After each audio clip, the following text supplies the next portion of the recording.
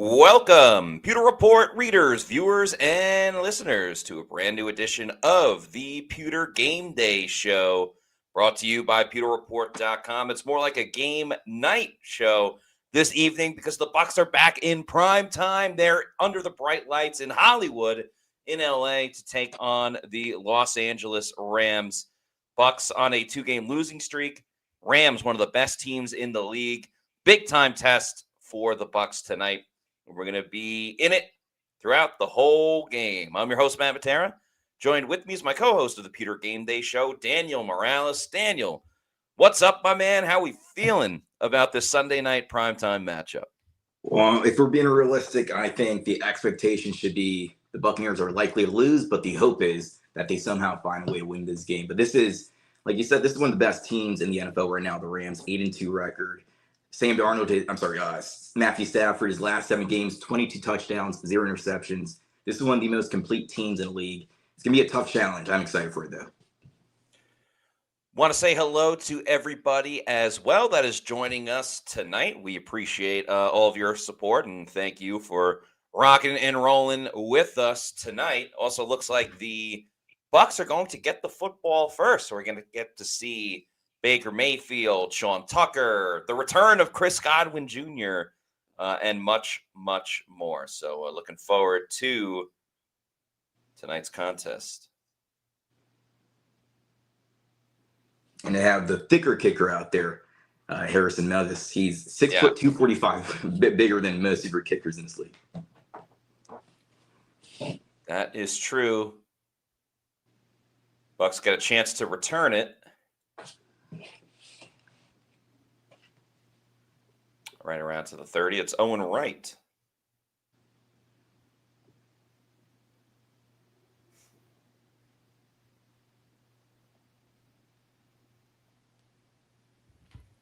Rachaad White's going to get the start tonight over Sean Tucker, who I thought maybe Sean Tucker, after the performance he had last week, was going to be able to start this game. But Rachaad White it is. Yeah, and it was Josh Grizzard who was the one that said that Sean Tucker's earned more opportunities. But we'll see how the snaps look. We'll see how they divvy up the rushing attempts as well. They're going to start it with the run for Rachaad White. Nice block by Cade Otton. Goes to the left side. It's about, I want to say, 5-6 yards. 3 Legs 304 says, start praying, boys. King Cook says, White getting the start is crazy work, LOL. I mean, again, we'll probably see Sean Tucker relatively soon in the game. He didn't start last week against the Bills either. He came in after that Jacob Parrish interception. And there's Sean Tucker. Yep. Both running backs out there. Screen to Emeka Buka. Chris Godwin leading the way. Chris Godwin Jr., that is, leading the way, blocking. It only gets about a yard or two to set up a 3rd and 1.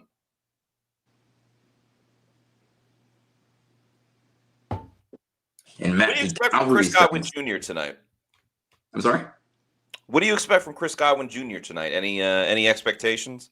No, I think he might be on a pitch count. We'll see because, I don't know, but I think he's going to become more of a possession wide receiver in the slot just with what he's dealing with until he fully recovers. But I don't think we're going to get much of an impact. But the good thing is defenses still have to respect Chris Godwin Jr. And I think that allows a little bit more wiggle room for Emeka Buka to find his way open through and one. Yeah. As Sean Tucker punches it through for a first down for Tampa Bay. And I think we have to keep in mind 2 of Emeka Buka's best games happened when Chris Godwin Jr. was in the lineup. Now, they didn't have Mike Evans, but against the Eagles and against Seattle, even though Chris Godwin Jr. wasn't a huge factor getting the football, I think teams obviously respect him enough to put a lot of attention on him, and therefore it opened things up for Buka. I know it's hard right now for him, but I think it's actually better for him that he's getting those types of reps where the defense is trying to eliminate him from the game. They're trying to roll coverage his way, put their best corner in him at times. I think these are very valuable reps for Emeka Buka. Baker with a little scramble on first down, a spin move, kind of nifty. Gets him a couple of yards on first down. Not much there, but we saw the return of a scrambling at times. Baker Mayfield last week. Maybe we see a little bit more of that tonight here. Yeah, I mean, this is a unit that scored over 30 points last week for the first time in several weeks. So Tez Johnson goes in motion. Now in the backfield, they're going to throw a swing pass to Tez Johnson, and he gets about 7-8 yards. Johnson, not much of a factor last week, but getting an early start tonight.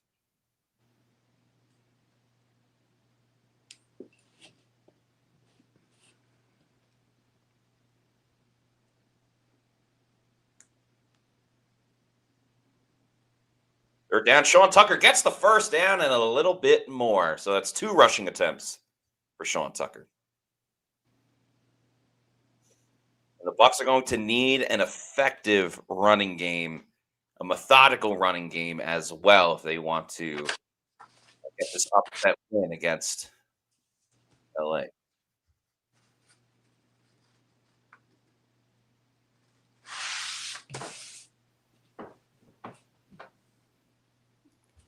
Hughes 44 says, nice tuck.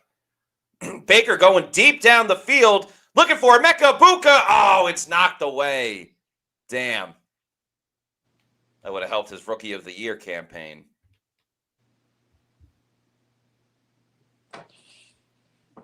You're a few seconds ahead. We'll fix that in the commercial break, but I just saw the completion there.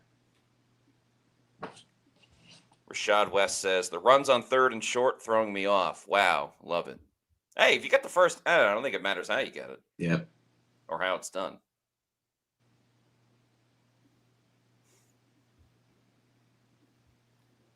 Second and 10 for Tampa Bay. Rashad White back in the game. Bit of a high snap. Not much.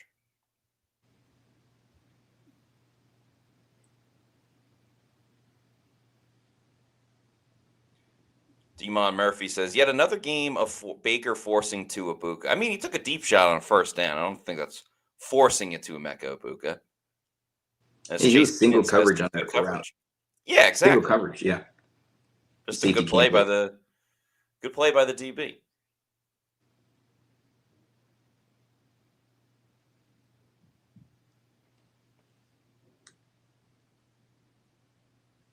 Bucs kind of in that no man's land area. Rams bring the blitz. Baker's got to run. He's on the move. He's looking, throws down the field, overthrows everyone. Not exactly sure what Baker was looking for there. Yeah. Rams brought the blitz on the right side. Oh, you would have to throw across his body, but Tez Johnson was getting open on the left side of the field. Don't really blame Baker there, and Bucs are going to bring on Riley Dixon to punt.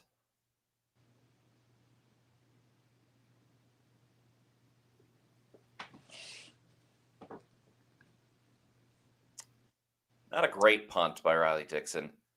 I was about to say, it was almost just as carbon copy of last week, of where like the Bucs get stopped, but they're over midfield and they decide to punt it, and that's what led to the Jacob Parrish interception.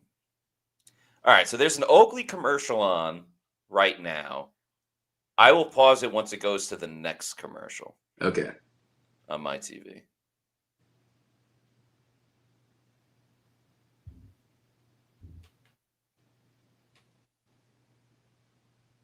Pretty cool commercial, if yeah. Being real.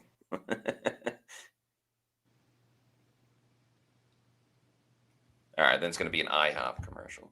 Okay.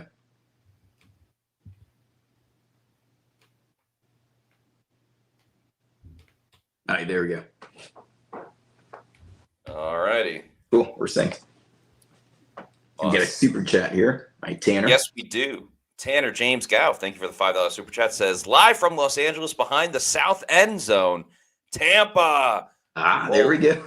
Thank you so much for listening to us or watching us while you're at the game. We'll try to keep a lookout for you once any extra points or field goals are taken, you get that widescreen view. So appreciate all your support, Tanner. Thank you so much for joining us. Michael LaRue wanted the Bucs to go for it. I think if it was like maybe a 4th and 5 instead of the problem is that it was a 4th and 9. Yeah, the likelihood of you getting that terrible. 4th and 9 is not likely. It's yeah.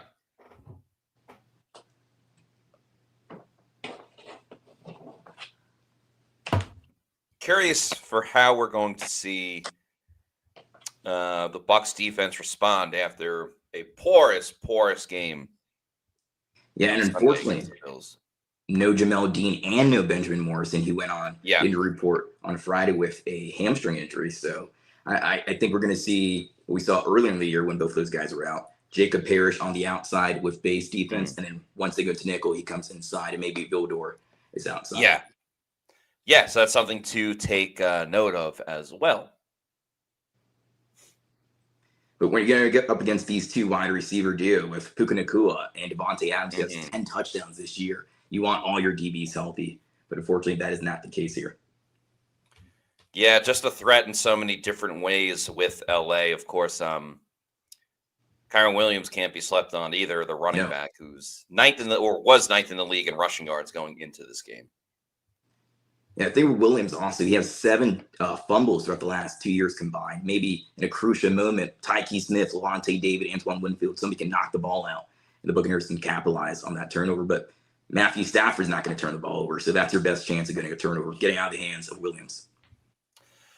So first play is a short run by Williams, just by first look, and the Bucs were in nickel. They had Kindle Vildor on the outside, as you mentioned, and Jacob Parrish in the slot. Parrish is in the slot again with Vildor on Devontae Adams. Matt Stafford has time, throws it. Oh, Levante David, nice tackle made. He read the play immediately and came close to an interception, but gets a nice stop.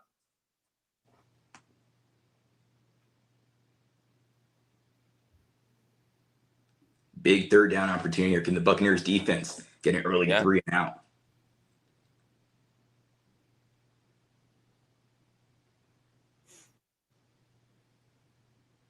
There's Todd Bowles. What do? Do they bring pressure? They don't. Stafford, to the shock of no one, connects with Devontae Adams, and that's a first down for LA. Yeah, it's a complicated issue when you're dealing with Matthew Stafford this year because against the blitz, he has 19 total touchdowns. So whether you blitz him or you don't blitz him, it's a difficult challenge no matter what. But huge third down conversion there by Devontae Adams. Stafford had to throw it into a tighter window as well with Smith playing up top. Yep.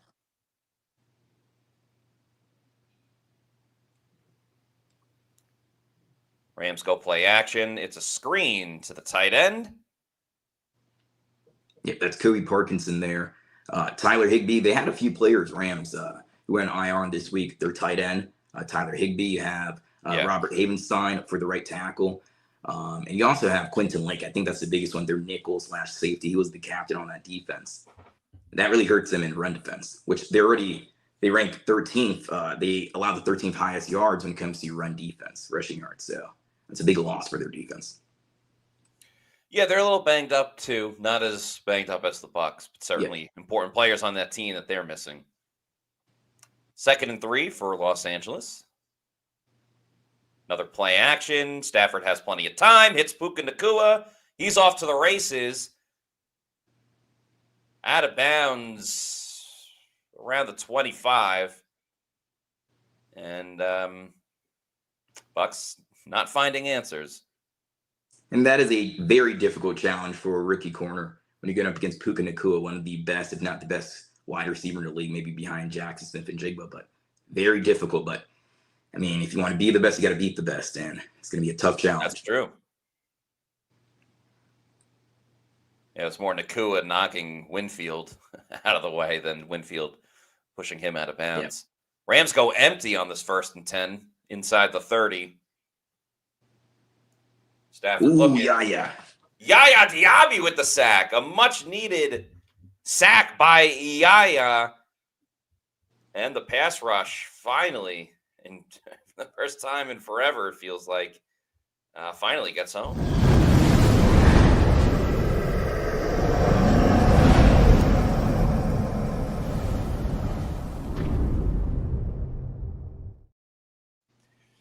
There you go, Yaya. Sub-0. Makes it 2nd and 20. And Matthew Stafford has been sacked many times this season. This is his 15th time being sacked. Ooh. Yaya came close to a sack on that play. That would have been wild. It's going to be a very long third down here.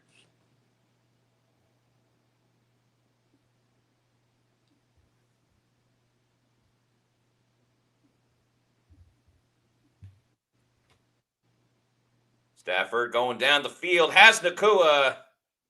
Wow. 3rd and 18, and the Bucs allowed. Who could have saw that coming? Yeah, he had all day to throw also. There's no pressure in his face.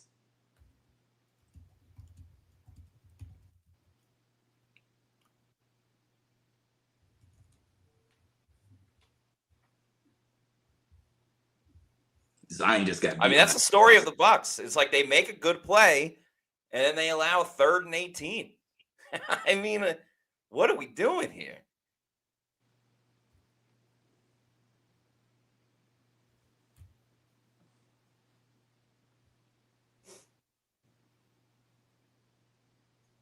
Stafford throwing on the run. As the tight end. Is he in? Down at the 1. Down at the 1-yard line. By the way, we have a $2 super chat from Kings Are Awful. Says, Bowles and 3rd and long, it's insane. It is true. It's been several weeks now. Creative at Large says, please sit Zion down. They have no one else to play. Their other 2 corners are hurt. The next guy you put in, Josh Hayes. I don't think anybody wants to see Josh Hayes on defense. No. Though he did force a fumble, but that was on special teams. Special team, yeah. We've also seen Josh Hayes playing coverage before. Mm-hmm.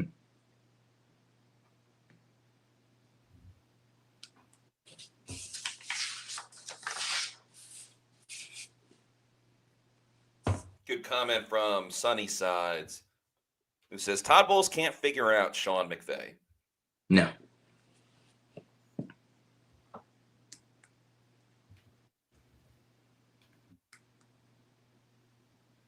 Wonder if they'll go QB sneak. Probably not with Stafford. He's much older.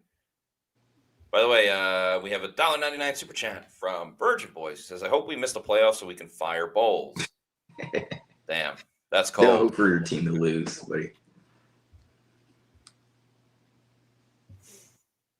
Okay, they're a little further out than I thought. 1st and goal for the Rams. 4:35 to go. Stafford looking for Adams. Cook, Zion, McCollum. Zion got burnt on the 3rd and 18 touchdown here. The 11th touchdown for Devontae Adams this year. Thanks to Kings Are Awful for this $2 super chat. Says, I'm ready for Walmart Dungy to be fired. That's, again, cold. Rams go up 6-0.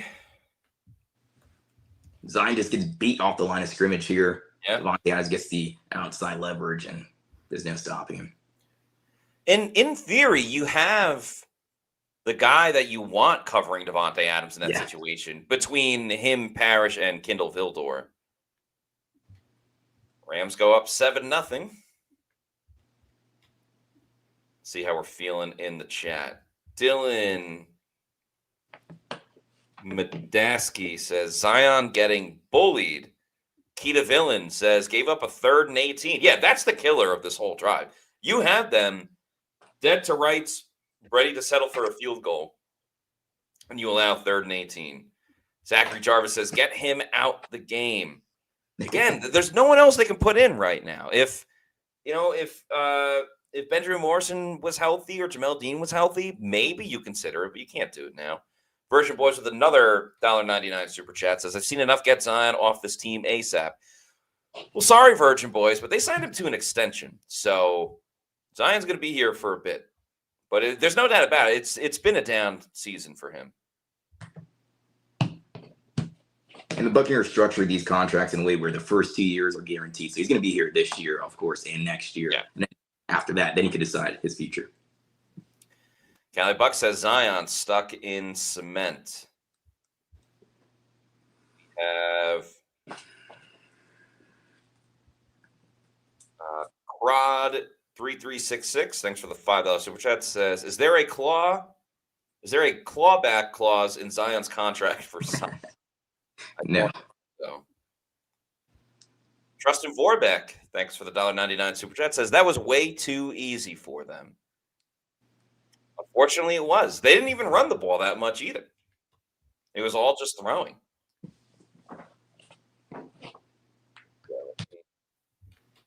Check real quick. Yeah, they ran the ball one time. One time for 1 yard. Matthew Stafford's already 8 of 8 for 89 yards. Yeah, I think Buccaneers also has 52 yards already, which was just one drive.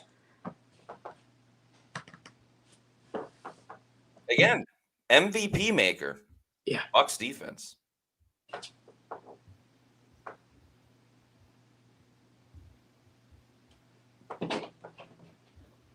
Alex Scott says, 3rd and 18, I told my wife it doesn't matter. They'll get there first. You were correct. Brian Jukic says, we screwed up bad signing Winfield, McCollum, Godwin to those contracts. Disagree. Winfield is still fantastic.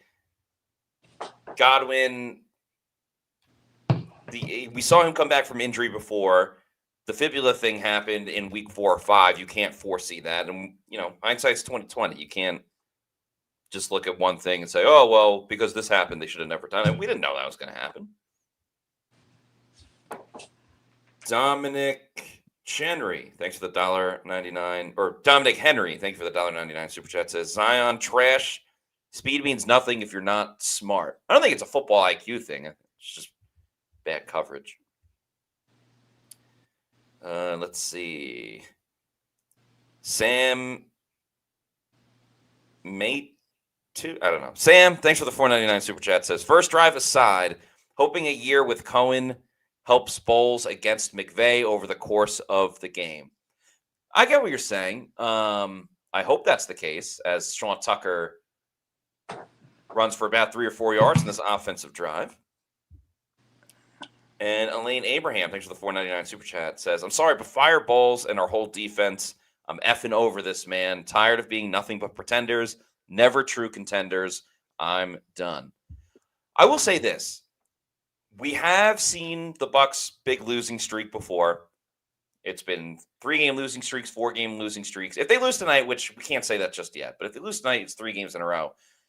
But Todd Bowles is going to have to take a deep look into the mirror about what he's doing defensively. Because we're talking about 72 points the last 2 games. Yeah. An opening drive touchdown. Quarterbacks throwing all over the place.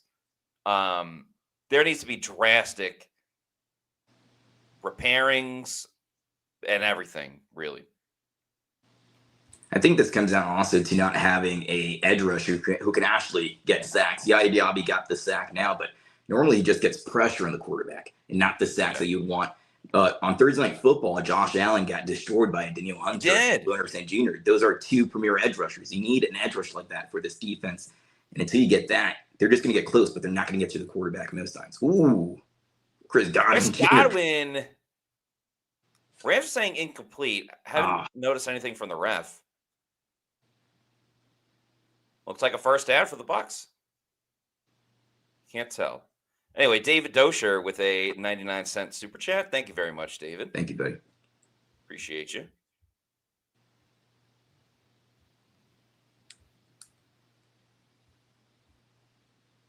All right, first down Bucs. Chris Godwin Jr. with the catch. Nicely done. Baker in shotgun. Throws it to Ibuka, who somehow makes the catch. It's going to be a loss of yards on the play as Durant with the aggressive stop.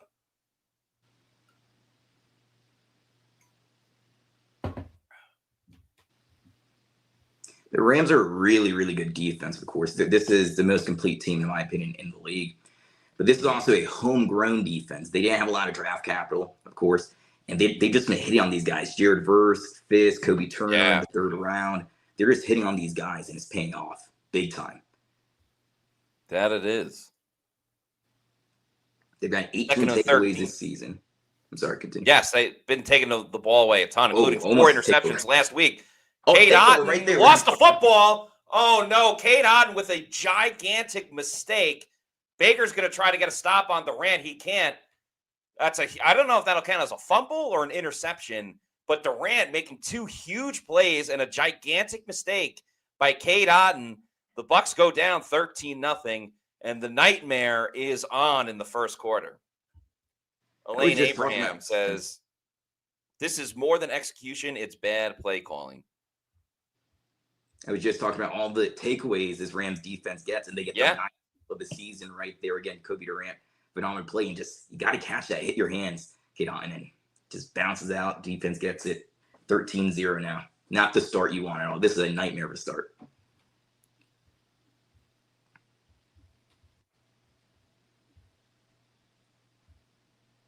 Ooh, his knee. Yeah. We got to come back. Okay. This might be coming back here. We'll see. Nope, it's not.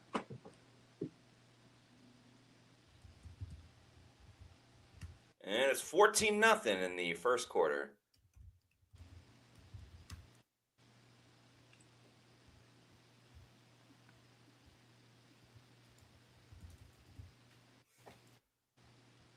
Yeah, I mean,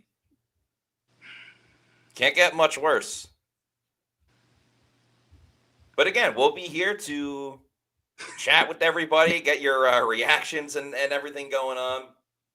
We will have a Pewter post-game show as well. I'm about to sneeze. I think I'm just allergic to how the Bucs have been playing football over the last 3 weeks.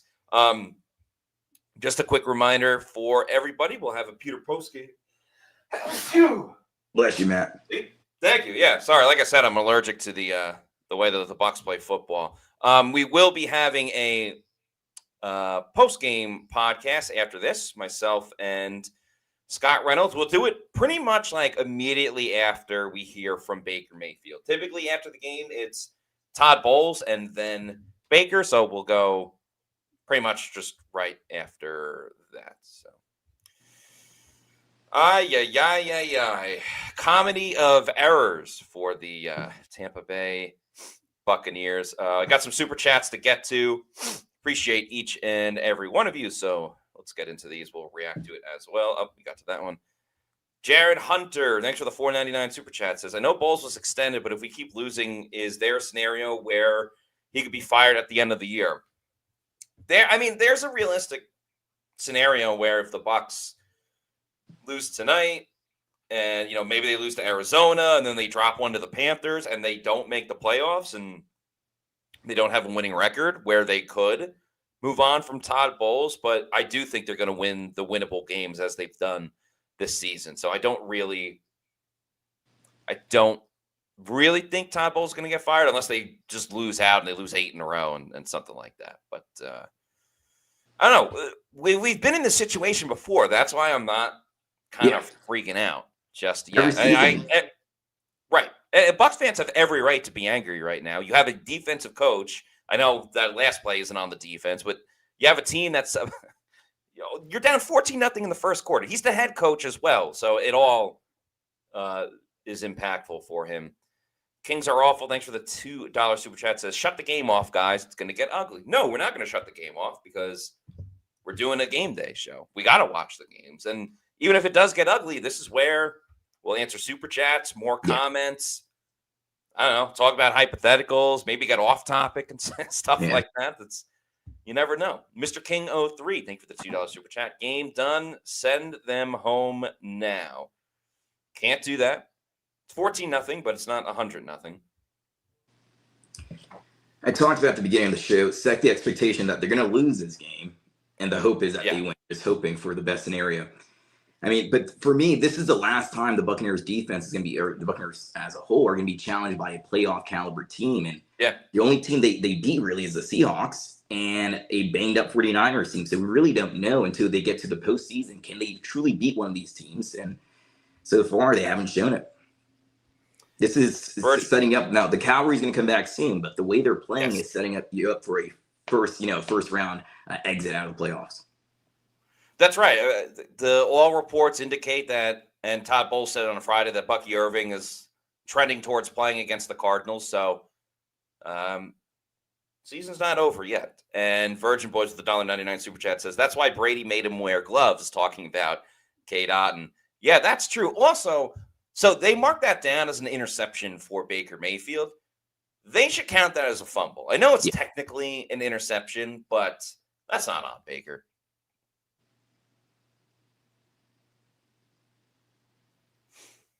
Baker tried to go right back to Cade Otton and just nothing.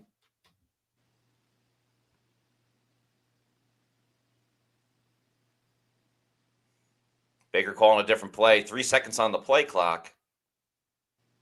Ball snapped at the screen. Oh, my God. That was awful. Oh.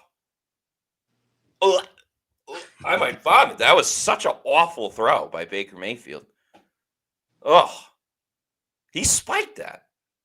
That's like when you're playing Madden and you're trying to go no huddle and you accidentally hit the spike button. Ooh.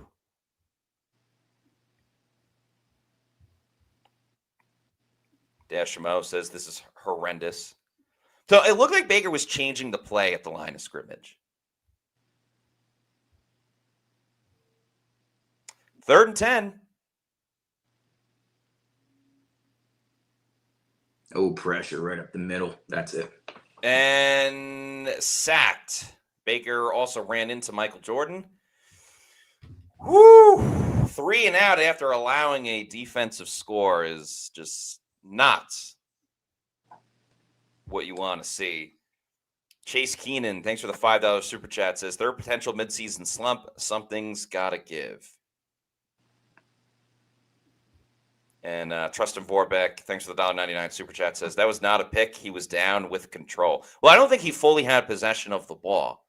And since the ball didn't hit the ground and it was Durant that knocked it away or took it away, that's why it's an interception.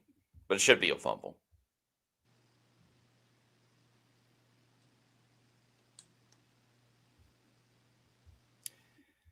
Cecil D says, LMAO, I'd take Dayball as offensive coordinator at midseason over Josh Grizzard.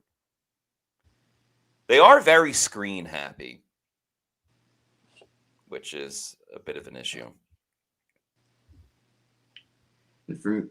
If that play, that was pressure right up the middle by Kobe Turner. And I feel confident, like I said last week, with Wirfs and Gedeke or whatever pair of edge rushers Buccaneers facing, but I don't feel confident with that interior offensive line versus the interior defensive line for the Rams. I think that's gonna be an issue all day long or all night long here. Yeah, I agree. Giving the Bucs some troubles early on. Ketavillian says, I didn't wait till 8:20 for this shit. Yeah, we're gonna be up to midnight almost here. I respect it. I respect the comment. Florida man says, I called it 0-3 after the bye. Yeah, I mean, this was the gauntlet, and they're showing that the gauntlet got the best of them. Yeah, they'll get right after this week. I think they do beat the Cardinals and Jacoby Brissett, and they'll go on and face the Falcons and the Saints and the Panthers and the Miami Dolphins. But, you know, again, this is the last playoff caliber team, and it doesn't look like they're going to be able to go up against them and beat them. No. Your last true challenge. T420 says, get Shador before you pay Baker. Well, they're not going to get Shador now because he started and won for the Browns today. I mean, I watched a lot of that game. It was much more of a defensive effort than Shador, but he made some big throws, so good for Shador. Mopar Buck with a $9.99 super chat. Thank you very much. Says, you guys see how we perform against good teams, but we're going to celebrate because we have bad teams coming up on the schedule because we can't hang with good teams unless they are injured. I think there's some truth to that. I mean, some people will point to the 49ers game as a big win, a signature win, but the 49ers were very banged up going into that game, playing with their backup quarterback, Mac Jones.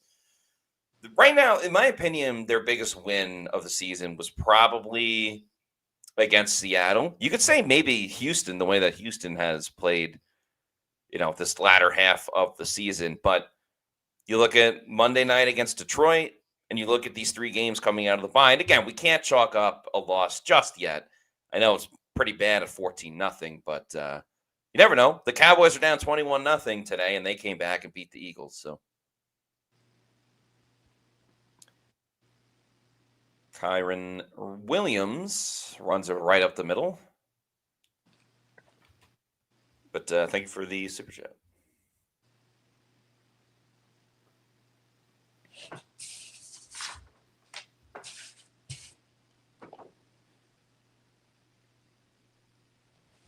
Jay Breaks Football says we need to rebuild. No, you don't. You got a good young core. There's things that need fixing, but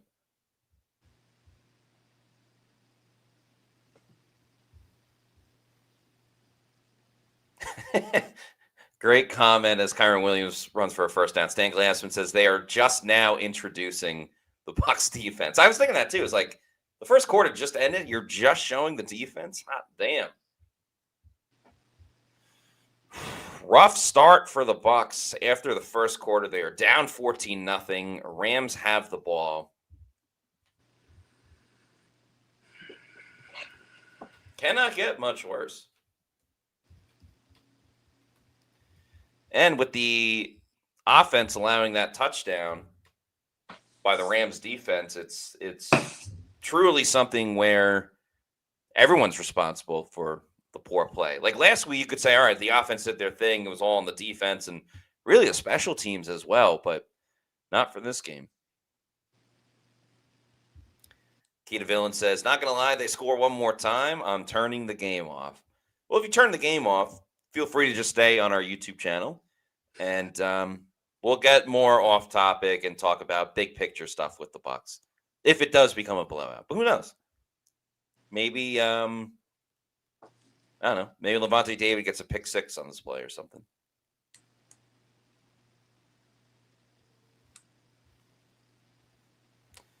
Steven Spencer says it's over. Bucs suck. Defense is horrible.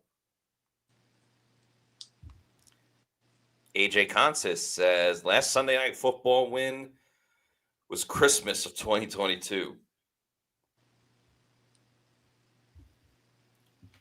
Brian Omoli 4 says Baker is mid at best. I don't know. It feels like he's never kind of gotten out of this slump from a couple of weeks ago. The accuracy has still been an issue. You saw on the Emeka Buka screen where he threw it way too low, but the accuracy is his problem this year. And he's supposed to be healthier now, so yeah, I don't know. Something's not clicking. Kings are awful with a $2 super chat. Thank you. Says ready to clean house on all the coaches. To be honest.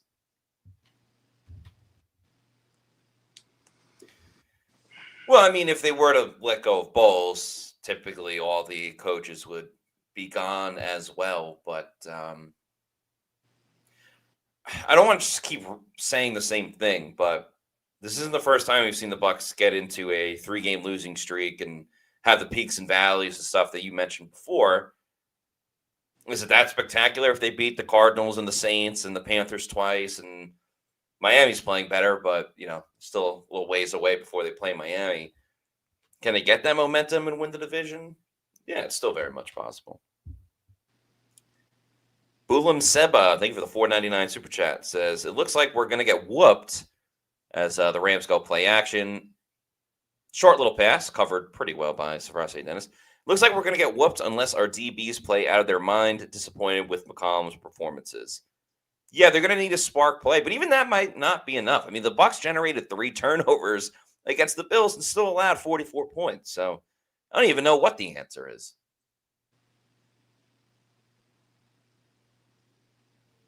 Stafford's throw is a little bit high. It's caught, but it'll set up a 3rd down. Crod 3366 with a $5 super chat says, if it would take losing out for Bowles to be fired by the Glazers after his mediocre track record, then I need to work for the Glazers. That's job security. I mean, they like Todd. He's a good person. Just needs to win some more football games.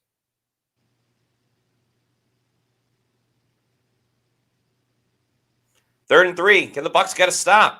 Stafford throws. It is caught. The Bucs do not get a stop. That's a first down, LA.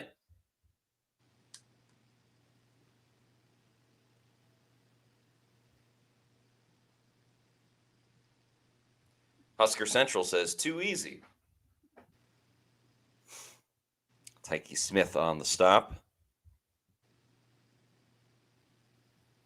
Rich Balachin says Stafford's 10 of 10.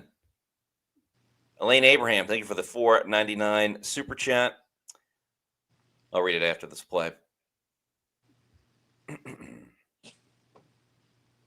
Rams aren't even bothering to throw. Stafford down the field, caught by Adams, first down. Beats Zion McCollum on the play. And Elaine Abraham, thank you for this $4.99. Says, okay, I get it. This has happened before, but how many times will the front office let this happen before they effing fire Bowles? It seems like the story of every season. They start off strong, they slip, they go through the slump because large part, but because of injuries. But there's so many problems. Yeah. Special teams, the accuracy of Baker Mayfield, offensive line, interior offensive line issues, the edge rushers. There's so many issues. But then they come out of this slump and they end the season pretty strong. But again, you are facing teams that are not too good. You're going to beat the Cardinals, maybe. You're going to beat the Saints or the Falcons. You're not going to beat a playoff caliber team like the Rams here. It's just we don't know if they're a contender. And when you can't beat these teams, you're not going to be seen as a contender. It's difficult to be seen as one when you can't beat the playoff teams. And hopefully they don't get blown out. And that's Matthew Stafford's first incompletion of the game, which is wild. Right.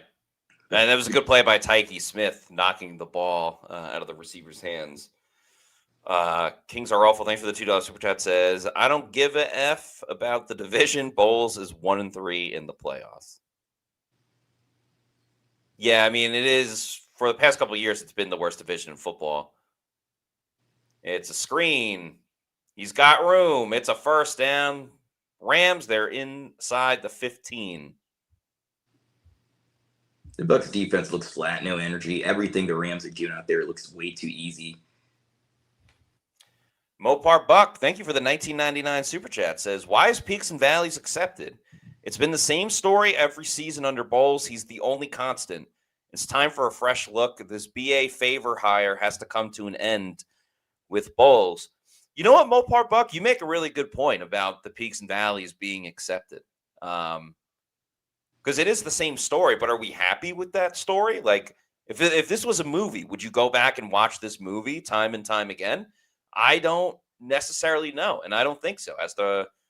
As Blake Corum runs for a first down, it'll be first and goal for the Bucs. Like, are the Glazers happy with this complacency of, okay, they'll get through the losing streak, but you're going to have the losing streak once again? I don't know. And Bo said earlier this year, talking about certain games, he's like, well, last year, like, we beat the Lions and we beat some good teams and then lost to them in the postseason. Does it ultimately matter if they lose to the Eagles and the Lions and Buffalo, and New England and Buffalo? They lose all these games, but then they get it done in the postseason. I think a lot will be forgiven. Mr. King 03, thanks for the $2 super chat. Says the Bucs aren't scoring a touchdown until garbage time. Kind of feels that way. And Dominic Henry, thanks for this $1.99 super chat. Says everyone's wide open. Jeesh.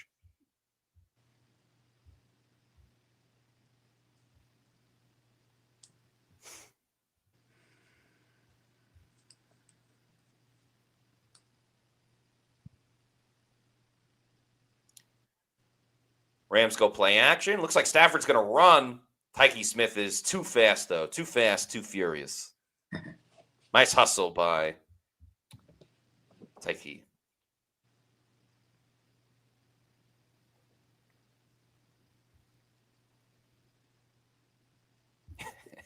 Keita Villain says, I won't be surprised if Zion gets beat down the field on a 3rd and 40.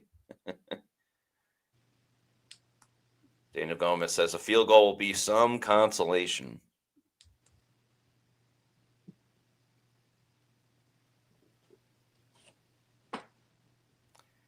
All right, 3rd and goal. 5 seconds on the play clock. Can the Bucs get a stop? No. The answer is no. A wide open touchdown for Parkinson, and it is 20-0 Rams. Ay. That's Parkinson's 3rd touchdown of the year. He's taking over for Tyler Higbee, and just wide open slant. And we can cover him here. Who is his assignments?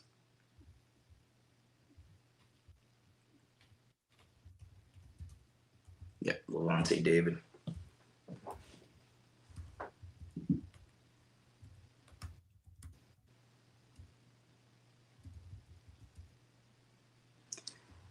And this game might get really ugly. You just hope there's no major injuries and the Buccaneers can escape injury-free. 21-0, 10:46, second quarter. Whew.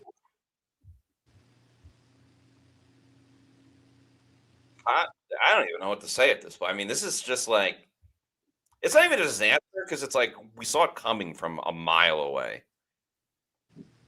It's just not good football. Elaine Abraham, thank you for the $4.99. Says, we haven't been a playoff team since 2021. What was different? Our coach and quarterback. We got a new QB. We need a new coach. Never contenders, just pretenders. Again, big picture. Let's say the Bucs still win the division. If they do lose in the first round, I think it opens the door for a conversation about, hey, Todd Bowles can only take us this far. What else can we get? What gets murky is if the Bucs win the division, and let's say they win in the first round and then they lose in the second round, is that good enough? Is that progress? Is that improvement? I don't totally know.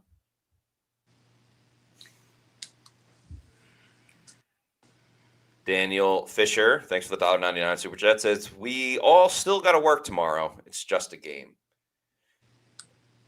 Yeah, people do have to work. But, like, I don't know. I hate it's just a game. It's just a game. Well, yeah, we care a lot about this game. We're passionate about this game. You could say it's just whatever. Oh, it's just a garden. Oh, you like growing carrots? It's just a garden you're growing. Oh, it's just a fictional book you're reading. It's just a book. You could use that for anything. Like, these are our livelihoods. We love this stuff. And fans love it. And it's a huge business. And when Tampa hosts the Super Bowl, it's great for the economy. When they host the national championship, it's about the city and everything. So I hate when it's just a game. You can use that in anything. That's the end of my rant. Well said there, Matt.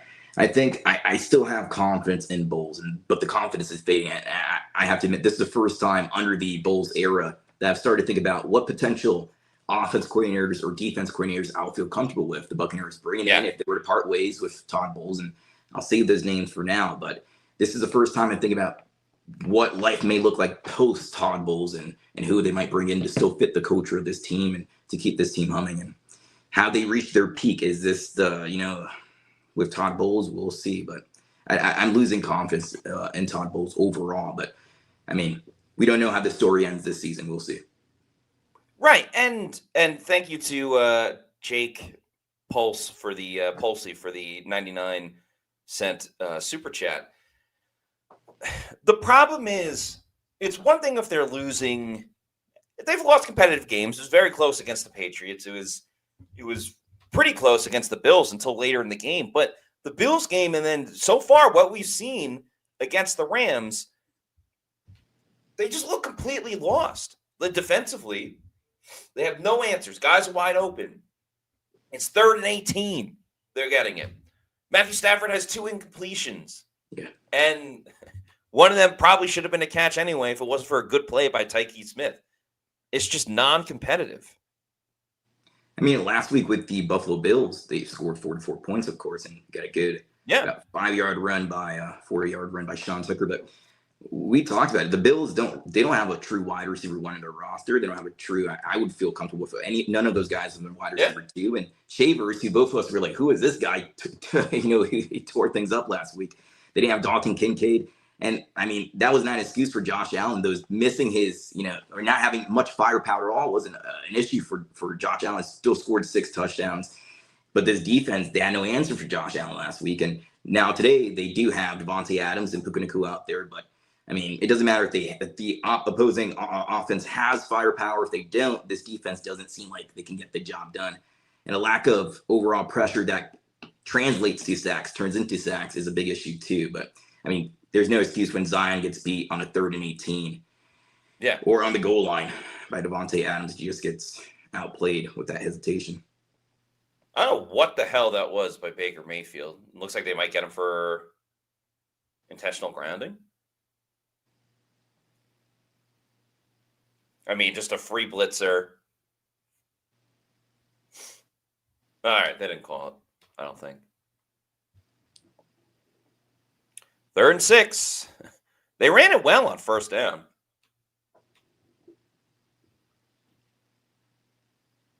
Scrambling Baker. Baker's going to step up and run and smartly slides.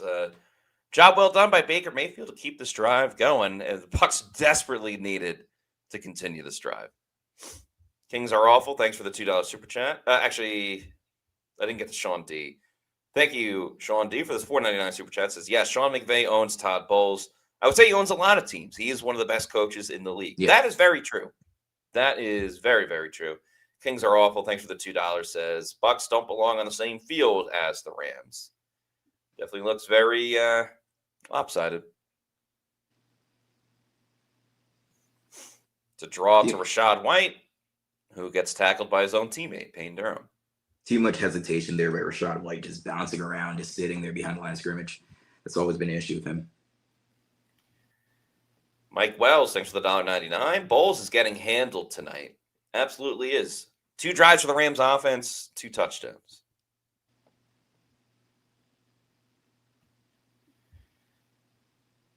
Callie Bucks has now been a Pewter Report YouTube channel member for 14 months. Thank you so much.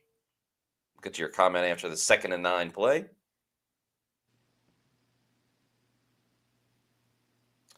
Baker finds Cade Otton, who holds on to this one for a short gain. Says what the Bucs are seeing is team that trades away draft picks and is aggressive in free agency. Or what they are seeing is a team that does this. Yeah, like the Rams. There's several ways to build a team. Bucs did through the draft, and that's what brought Tom Brady in, and they won the Super Bowl. But then the Rams won the next year doing the complete different way of like a lot of trades, free agent signings, trading picks, and stuff like that.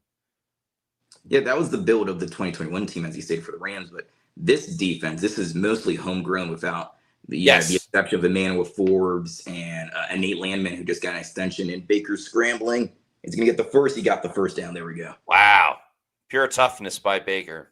Yes, this group is all just draft picks that have hit, or mostly.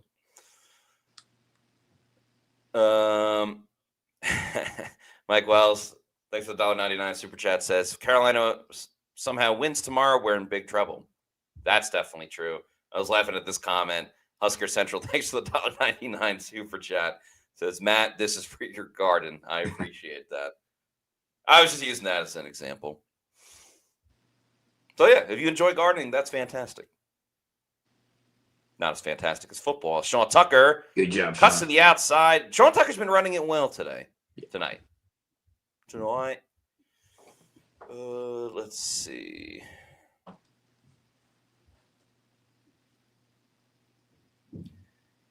Yeah, that is 6 attempts for 29 yards for Sean Tucker. That's a 4.8 average. It's leads the team. The best average is Baker at 6.3, but those are scrambles. They're also counting that swing pass to Tez Johnson as a run and not a pass. First down and more here by Rachaad White, brings it up to the 20. I hope once Bucky Irvin returns, we don't see the disappearance of Sean Tucker. I hope they still find a way to get him carries and a good amount of carries to make an impact on this team. But we'll see what they do. Really good cutback there. Elaine Abraham, thanks for the $1.99, says, can't believe I'm saying this. Should have kept Liam Cohen. It's always a gamble with a first-time play caller. Crod3366, thanks for the $5. Super Chat says, there's not enough fire and pride on the team. There should be fights on the Bucs sidelines right now. Pathetic. No, there shouldn't be fights on the Buccaneers sidelines. No. That's a team that has that's a chaotic atmosphere that's not going to lead you to any more further wins. It's a good end around here by Tez Johnson. And the super chat before this one talking about we should have kept Liam Cohen. I mean, the Buccaneers tried to keep Liam Cohen, but he decided to go become the head coach of the Jacksonville Jaguars. So the reports were they gave him a potential increase in pay if he would have stick around, but he decided to move on to Jacksonville. So they did try to keep him, but didn't. He found a better opportunity to become a head coach. There's only 32 of those positions in this league. Yeah. 2nd and 4 for the Bucs. Baker looking, throws for the end zone. It's caught. Tez Johnson, touchdown, Tampa Bay, and the Bucs are on the board.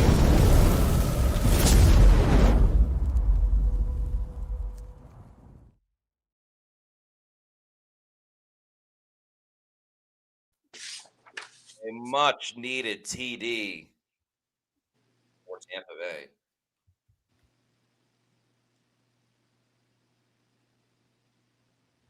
Bay. Baker's left shoulder seems to be in some pain there. Uh-oh.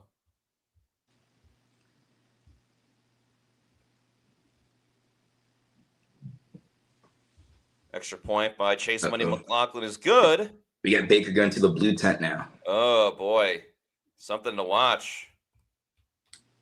Teddy, 2 gloves. He didn't get hit on the play also. After he threw the ball, just felt a lot of pain on that left shoulder. Damn. Something that we will eagerly be watching.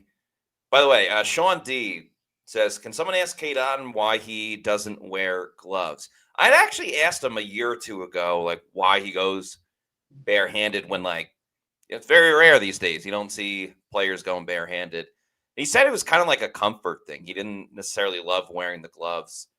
Who knows? After that bobble, he might. Capo Jan says, stop the bleeding. Yeah, that was a big-time drive for the Bucs offense. Zach Jarvis says Baker's hurt.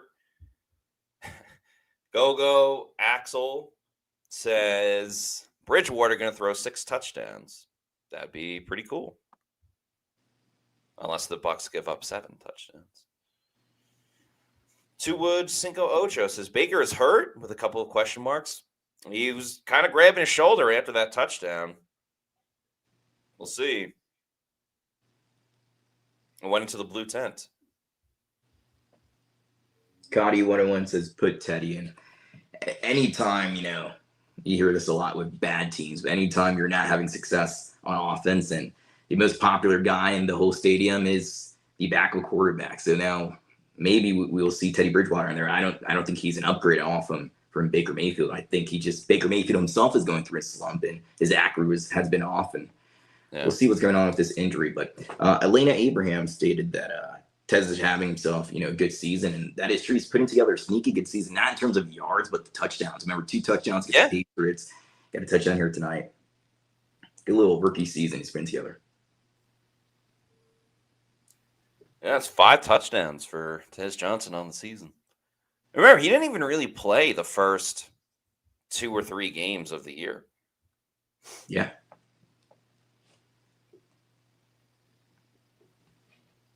Kid DeVillen says Teddy hospitable Bridgewater. You remember the second week of the preseason? Yeah. Jalen McMillan. Yikes. And J-Mac is out of the neck brace. I saw some people that are still angry with Teddy Bridgewater because of that throw. I mean, it was an unfortunate play. I don't know how much you can still blame Teddy Bridgewater for that moment.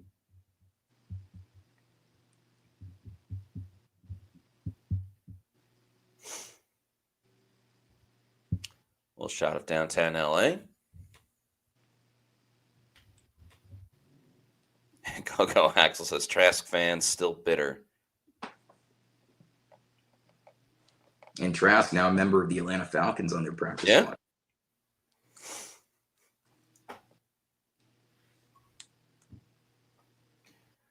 Oh, okay. They're showing a replay. Maybe this is where Baker got hurt.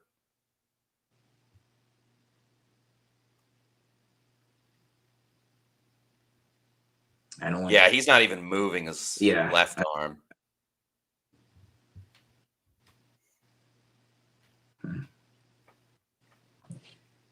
Teddy Bridgewater, always calm, cool, and collected.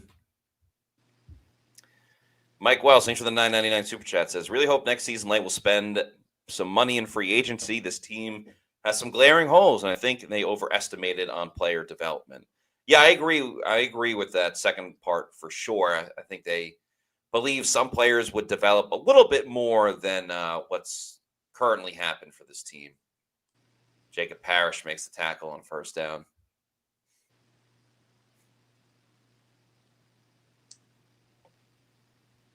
And again, for me, if you pick one position, it's the lack of development in the edge rush room. Yaya Diaby, we were hoping he was going to be a double-digit sack guy this season, and he hasn't been so. And Chris Braswell, bust. Anthony Nelson, quiet ever since the New Orleans Saints game. Hassan Reddick, $14 million man, didn't make much of an impact when he was out there. I mean, that's the biggest issue heading into the offseason for me, getting a true impact edge rusher. Stafford down the field has a wide open Nakua, and the Rams are inside the 40. It would be better if you can find that edge rusher in the draft, because if you're going to pay for one in free agency, it's going to be very costly. And if you're going to trade one, you have to trade a first-round pick and more. So you just hope you can find one in the draft. That's a very hard thing to do. Stafford again has time, throws sidearm, it is caught, first down. I mean, this is pitch and catch. Yeah.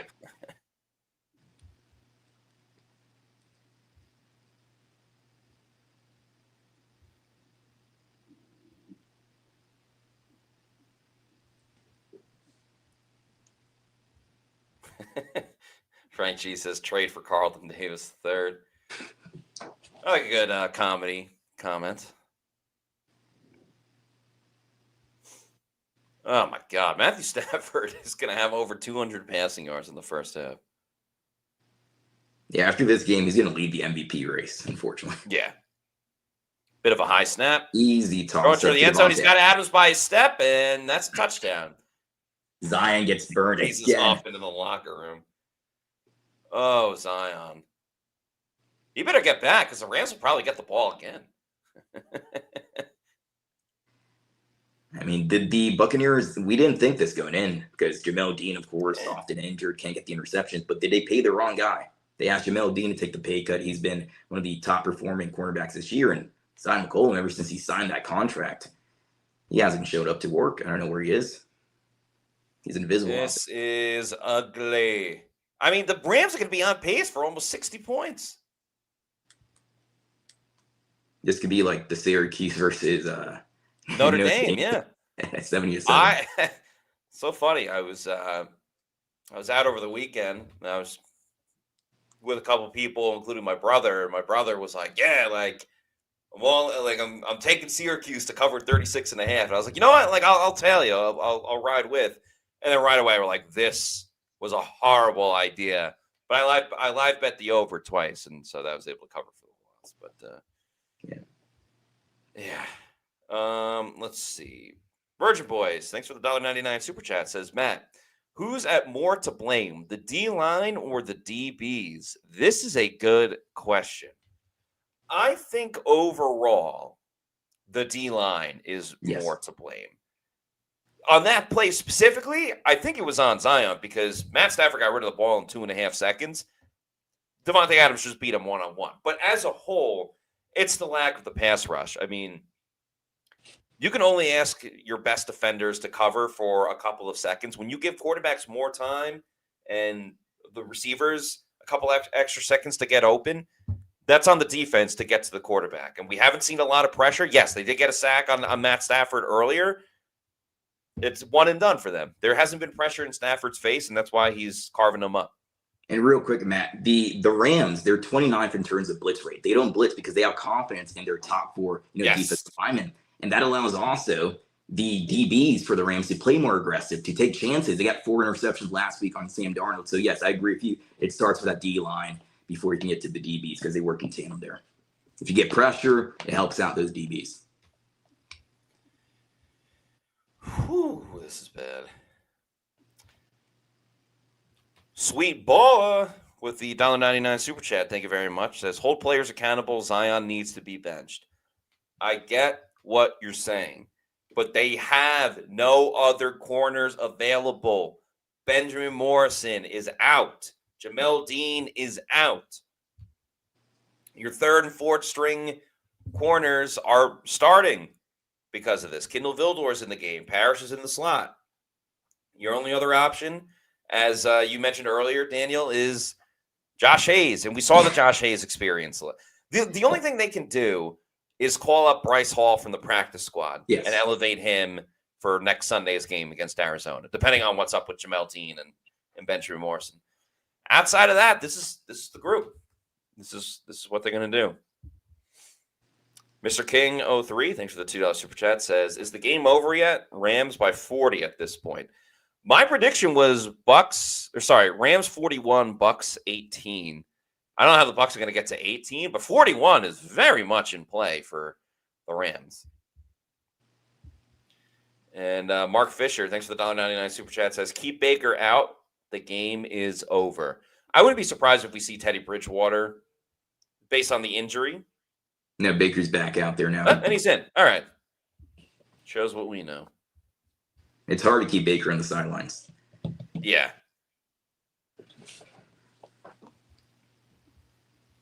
But again, his accuracy has been off. He has an issue to that left shoulder now. So that's throwing shoulder, but how does that affect his accuracy even more here? Sean Tucker's in the game. They've been running it well too, but when you're down 21, you need to get it rolling. Oof. Loss of a yard there.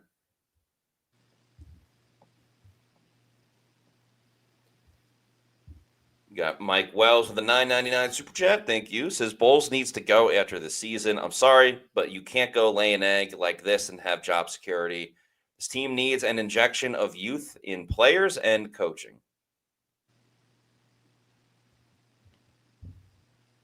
Yeah, I didn't realize this at the time, but Todd Bowles is not the oldest coach in the league, but he's like, I think top 5, one of the oldest coaches.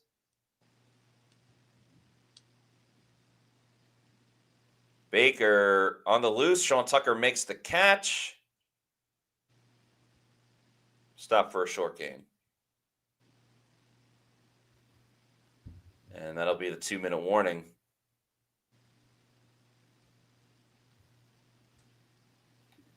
John Barlow, thanks for the $5 super chat, says, don't forget Zion is our highest paid defensive back. Bench him to prove a point.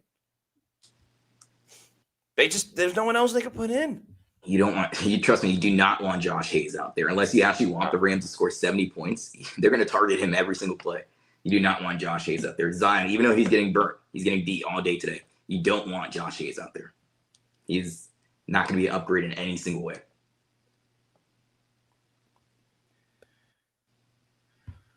Whew. See, did I miss a super chat? Kings are awful. Thanks for the $2 super chat. Says 100+ points in 3 games would have this defensive coordinator fired. It very likely could, but not when it's your head coach calling the plays.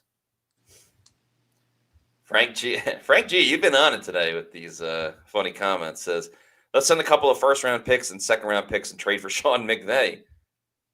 I would do that. The Rams wouldn't, but I would.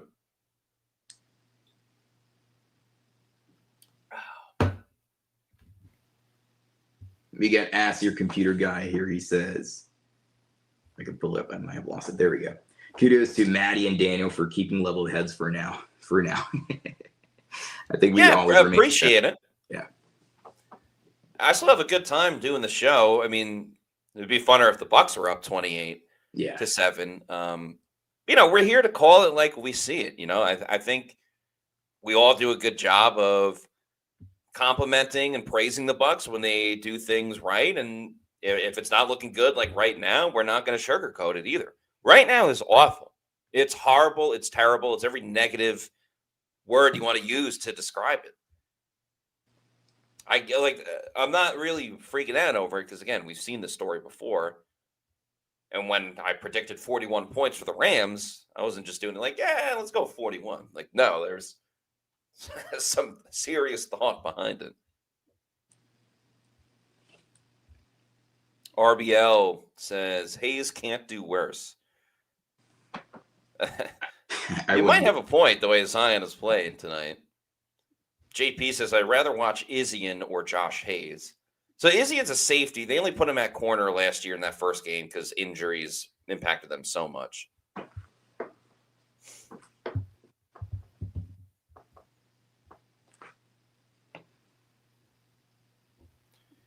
Cali Buck says, Delt, you would have to pay someone to take Zion from you.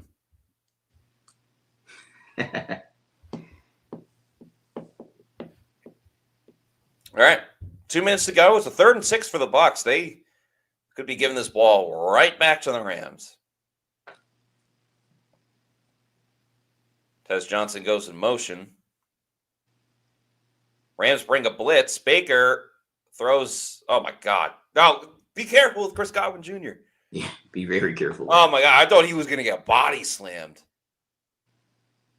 And that's going to be short. It's 4th down.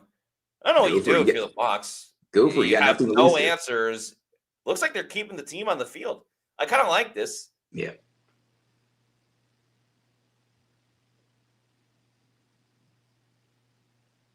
Yep, Rams call a timeout. Nope, now they come off the field, unless they're just huddling for the timeout, which I think they might be.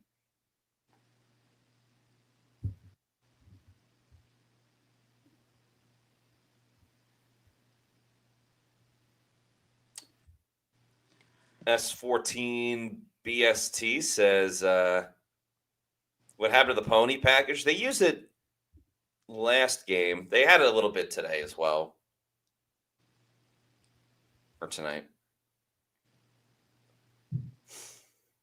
Some people are begging the Bucs to punt it. They're going to go for it. I respect this.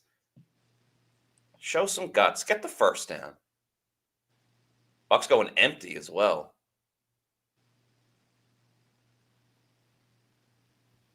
Rams don't bring a blitz. Baker throws. It's incomplete.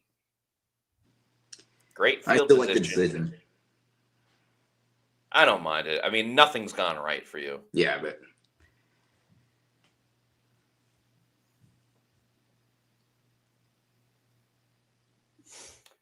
Desert Dog 2K, thanks for the $10 super chat. Says Cards game at home will be no gimme. Jacoby smoked Brissett has the Arizona offense humming, and we know this Bucs defense will be more than accommodating. Wilson and McBride will go off. I was watching some of that Cardinals game today. They lost 27-24. They did have a defensive touchdown, so I wouldn't say their offense is humming as the Rams run it with Kyron Williams on first down. But you can't feel confident about anything with this defense. I think that's fair to say.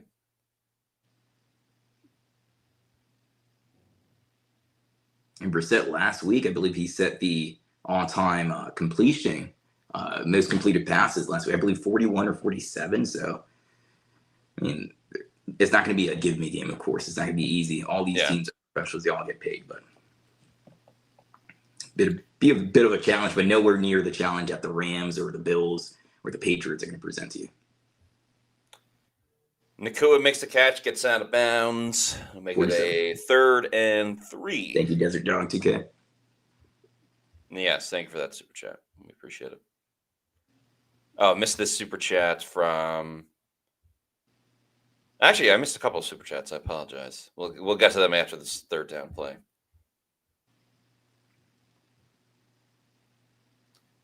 Minute 10 to go in the second quarter. Stafford looking, underthrew it, and Adams dropped it as well. Two things. There no pressure by the defensive line, Yeah. and Zion never turns his head around. That could have been another touchdown. Yeah, but hey, By Zion. look at that. Bucs got a stop. Didn't allow a touchdown.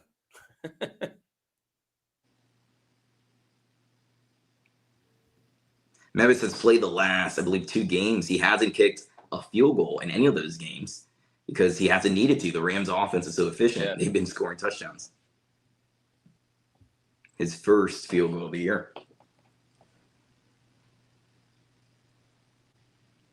Kick is up, and it is good. Rams extend their lead to 31-7. Also, Rams do get the ball to start the third quarter. So, hip, hip, hooray. Okay, Super Chats. Where did we leave off? So, we got to Desert Dog 2K. Appreciate that, but I had missed a couple before that. We got to Mike Wells. We got to John Barlow. We got the Kings Are Awful. Christopher Oxentine, thanks for the $5 super chat, says they have to release Zion tomorrow. I know his contract and all that, but letting him play and not show up is a locker room killer. I know they won't. Yeah, it'd be insane too. Batman 630, thank you for the $1.99 super chat, and also thank you, Batman, for protecting the streets of Gotham. As Zion's extension doesn't mean he won't get dealt. I mean, this is all like off-season stuff. The trade deadline's done. It hasn't been a good year for Zion, and certainly under a magnifying glass tonight with the whole world watching in primetime, it hasn't showed up.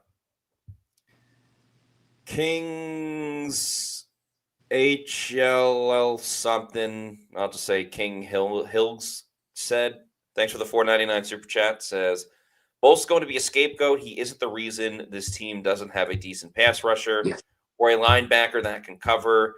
This is a light failure too. That's interesting because I was talked about it with Scott last week or this week.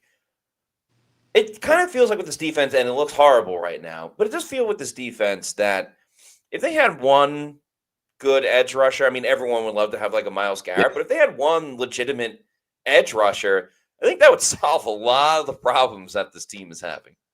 I don't think he has to be like an 18 to 20 sack guy, just like a 10 to 11, 12 sack guy. Just somebody who can get to the quarterback. That's the biggest issue. And yes, a linebacker, inside linebacker who can cover and has a little bit of speed to him as well.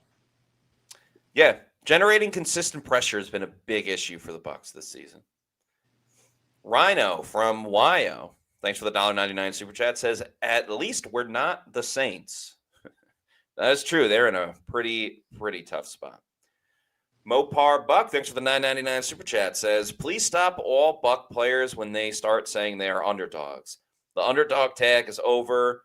Used too often with Buck players. Yeah, I mean, they've been the favorite. I mean, not just from like a gambling standpoint, but they've been the favorite in a lot of games this season. Technically, they are and were the underdog tonight because the Rams are really good. But yeah, I mean, no one's doubting the Bucs' ability to make the postseason anymore, especially with what Baker did last year. They're not underdogs. But they should play like they are, and they should play with a gigantic chip on their shoulder.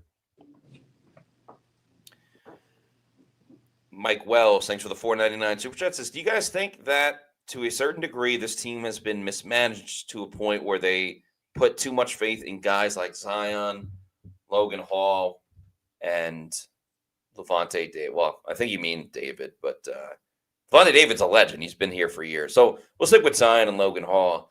Daniel, what do you think about this? I would not re-sign Logan Hall. I think he hasn't. Yeah. He's been a bust. And then Zion, they might have paid the wrong guy because Jamel Dean, they asked him to take that pay cut. Josh Capo, he was the one who reported on that.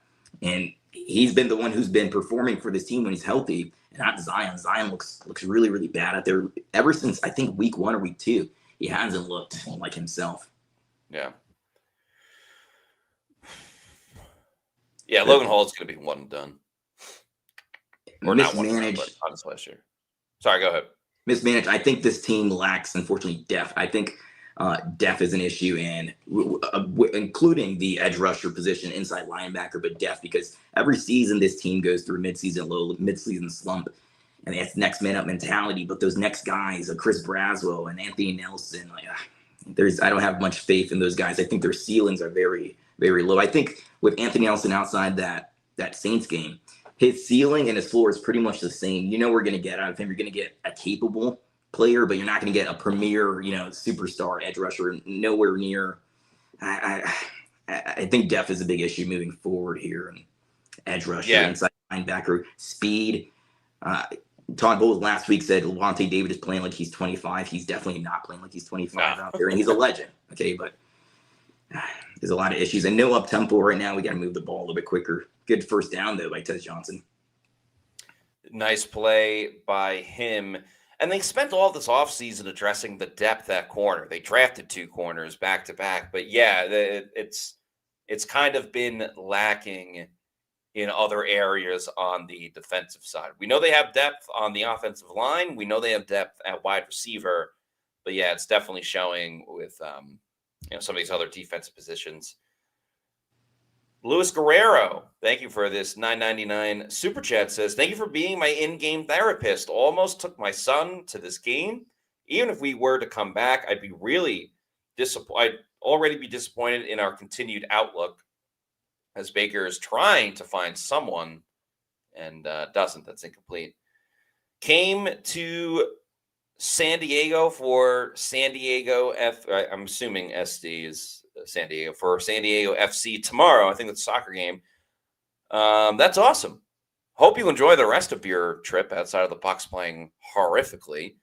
But appreciate the kind words, and thanks for watching the show. Joyce and David Huber, thanks for the $4.99 super chat. Says, Todd is supposed to know defense. Several years of bad defense. Time to go. Sorry. Tired of excuses. Yaya headed towards 10 sacks. Not an excuse. Yeah. It's tough when we see this every year, which is not having answers for anyone. Sean D, thanks for the $1.99 super chat. Says, Otten with another drop. Wear gloves. Yeah, I was kind of... That last one, I was like, are you freaking kidding me? Maybe you should. Baker running for his life, throws down the field, dropped, or incomplete. I'm not going to say dropped. And then Mr. King, 03, thanks for the $2 super chat, says, closer to a rebuild than a Super Bowl. Interesting. I don't know about that one, but it's good food for thought.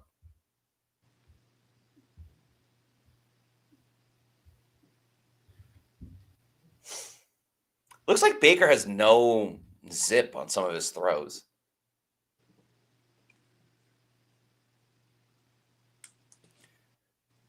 Second and 10 for Tampa Bay. Horrible botch snap. Oh, what the hell was that? Call timeout. There you go. Ugh. The problems continue here. Yeah. I need a replay on that. Now you're essentially just going to ask Baker to throw a Hail Mary. Unless you throw a big play, get in the field goal range.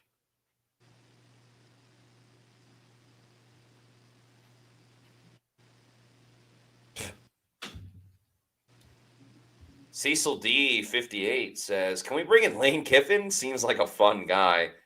I kind of would be down with that, but it looks like he's going to take a college coaching job. Maybe you should wait for the Bucs. I mean, he coached the Raiders back in the day, but, that was like 15 years ago.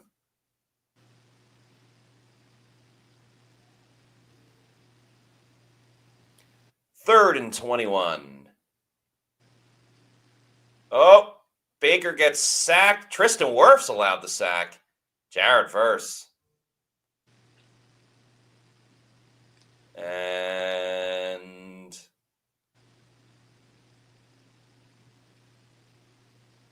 yeah, another rare sack allowed by Tristan Wirfs. Yeah, he just kind of beat him with the hand placement and then was able to shove him to the outside. Oh, my goodness. Verse has so much power, and he hasn't had the the number of sacks he had last year. A lot of people are trying to double, pay more attention to him, try to get him out the game. But Byron Young has been the guy who has capitalized on the focus on Verse. But one of his top moves is that power, that bull rush. And unfortunately, he beat Wirfs there. And what's the field positioning here? I think they're like around midfield. And again, with Baker's, obviously his shoulder is bothering him. I would, if he has the arm strength, I'd just go Hail Mary here. I mean, it's 5 seconds. Even there's no play that you can, and it's 4th down. Yeah, so you just got to Hail Mary it.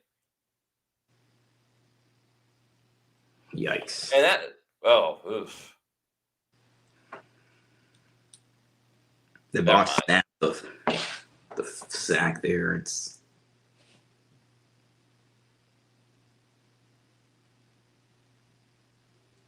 Baker's got a heat. Oh, God, that was just ugly duck the throw. Wow.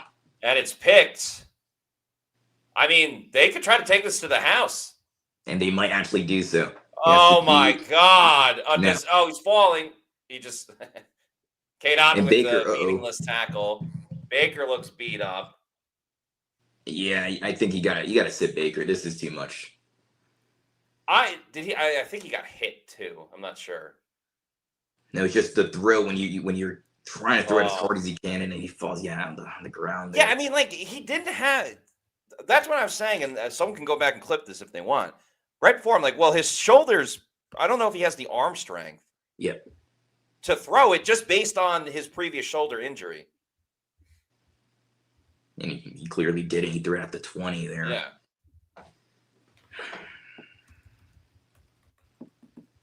And again, the thing is, you want to be able to, you're going to lose, unfortunately. You want to be able to escape this game with no major injuries. We just hope that that's not an injury that's going to keep Baker Mayfield sidelined for a few weeks. The Buccaneers need to create separation between the Carolina Panthers, and it's going to be really hard to do so if you don't have Baker Mayfield. Even though he has been playing up to the level we expect him, or the MVP level he was playing earlier on in the year, but you want your QB1 out there, or else things are going to get a lot harder in these winnable games. 2 interceptions for Baker. Neither of them really his fault. I mean, I guess technically the second one is.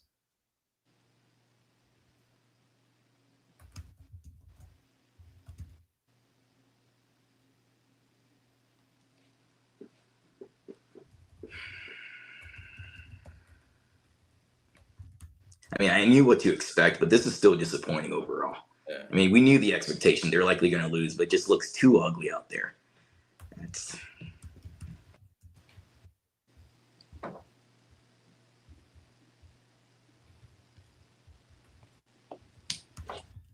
Teddy Bridgewater. Bucs guy, Bulls would give this team Tuesday off. Yeah. I don't think so.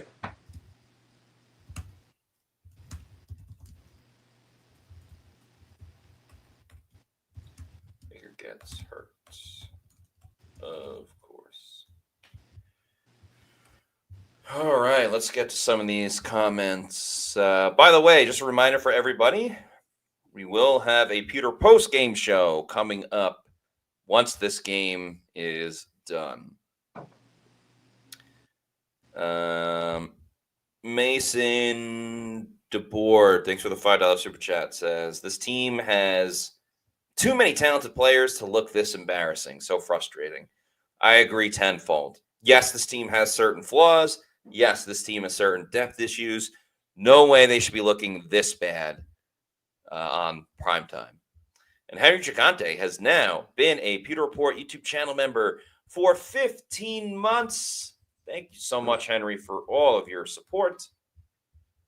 As just changing the graphic there real quick, or the ticker. Pull Baker out of this game. It's over, man. This game is done.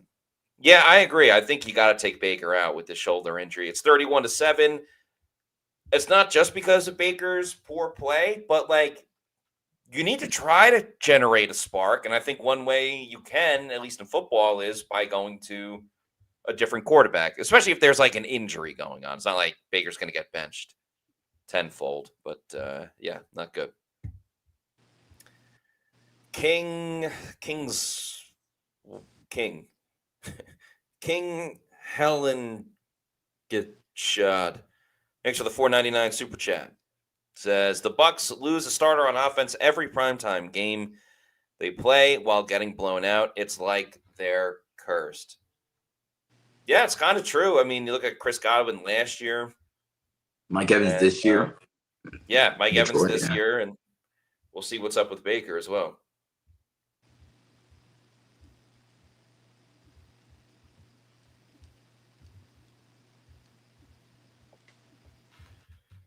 Let me tweet out one last thing. I'd say this game was a disaster for the Bucs, but it's pretty much what many of us expected. We're getting a lot of fire bowls, of course, here. Dominic KC, Yeah. Bulls. Wasn't Mike twice this year. Yeah, Mike went down with a hamstring earlier on, and then the broken collarbone afterwards in Detroit. Yeah, got hurt against the Jets, and then injured his collarbone against the Lions on Monday night on that deep ball. By the way, Sunnysides 05, thank you for the $2 super chat. Says, turn the game off, but I'm sticking around. I appreciate that. Thanks for rocking with us despite the Bucs playing horrendous, and I mean horrendous football. Terrence Montgomery says, I would have given 2 first rounds for Myles Garrett. Yeah, 2 first-round picks, I think definitely you pay that, especially what he's doing this year on a team that does not win a lot, so he doesn't get as many pass rushing situations. Cecil D says, can Bruce become 20 years younger again? Also, man, Nate Schoolhouse just looks like a better OC candidate day by day. Yeah, I believe the Bucs interviewed him during the process. Sean D, thanks for the $9.99 super chat. Says, what are y'all's thoughts on building draft or free agency? This team is missing an edge and depth. I like Baker. What can we do to make us a serious Super Bowl contender? I'm sick of this. Sit Baker. PR is the best. Pewter Report is the best. Well, thank you so much for the kind words, Sean. So I don't mind the overall approach by the Bucs of we're going to build our team through the draft. I just think they almost like overcommitted so much that they're so worried about giving up a draft pick or two. So I'm fine with how they build their team through the draft. I would like them to be a little bit more aggressive with trades and free agency. So I would only tweak their overall assessment and roster building. What can make them a serious Super Bowl contender? To me, it's finding that edge rusher because despite all the flaws on this team, Winfield's still great at safety. Tyke Smith is showing he's great at safety. I think you can make up for a lot of mistakes that inside linebackers will have if you have that edge rusher. Because, like, they've had bad linebacker play from KJ Britt last year, from Gervasi Dennis this year, and Levante, aging a little bit more. But you have an edge rusher, that's the game changer for everyone. And then offensively, they just need to get healthy. I don't really have too many issues about the offense. Maybe an upgrade at tight end, someone who's a little bit more of a threat as a receiver. But I don't know. I don't think it's a rebuild mode. No, I think you do build through the draft, but I think Jason Light needs to reassess, what he looks for in an edge rusher in the draft. I think he's gone the route where he's getting guys who are athletic. They're raw talents like JTS or Yaya Diaby, those raw, super athletic guys, but they don't pan out. It's Yaya Diaby, the jury's still out on him, of course. Yeah. I think he really needs to assess what he looks for in an edge rusher, a guy who actually has shown production in college, who has earned racked up sacks in college, not a guy who just you're hoping he could turn into a guy who could be a double-digit sack guy. But I think the Buccaneers need a double dip, maybe first and second round, if the best player available is an edge rusher when they select. But I think they need a double dip, maybe the first 2 rounds. Kind of like they did this year in the second, third round, double dipping with the cornerback position. But and I think you make the move, you make a big trade if you feel like you're one piece away. And I don't think, we'll see what the team situation looks like, but I don't know if this team is just one, player away. Maybe an edge rusher. If you were to get Myles Garrett, imagine a Myles Garrett or a T.J. Watt or Yeah. What's his name from Detroit, Trey Hendrickson. One of those guys in here. Maybe that's the one piece you need. But I think this team should be built through the draft. And even a team like the Ravens, they lost Jalen Ramsey, of course, Aaron Donald, who this is his ceremony game, Von Miller, but they built through the draft. First, second, third round picks. Last year, they double dipped at FSU. Jared Verse, he panned out. Braden Fisk, he panned out. Yeah, I think you just got to really focus. I think this team needs to focus a lot of their capital in the draft on defense, and you have to get guys who are going to hit. And not just guys who have raw potential, but guys who have shown you that they can get to the quarterback. I'm all for the double dipping at the same position. Jared Hunter, thanks for the $1.99 super chat, says, who would you like to see become our new head coach? Okay. I don't think Todd Bowles is going to get fired, but if they did, for whatever reason, decide to bring in someone new, I kind of don't hate the idea of John Gruden. I really don't. As far as like a fiery attitude, a different personnel. I also wouldn't hate if they took a shot at, and I don't know who specifically, but a college coach that is successful. Like Lane Kiffin would sound good, but he's going to stay in college. I think they need an offensive-minded coach, and then you try to find the right D coordinator to pair with this group.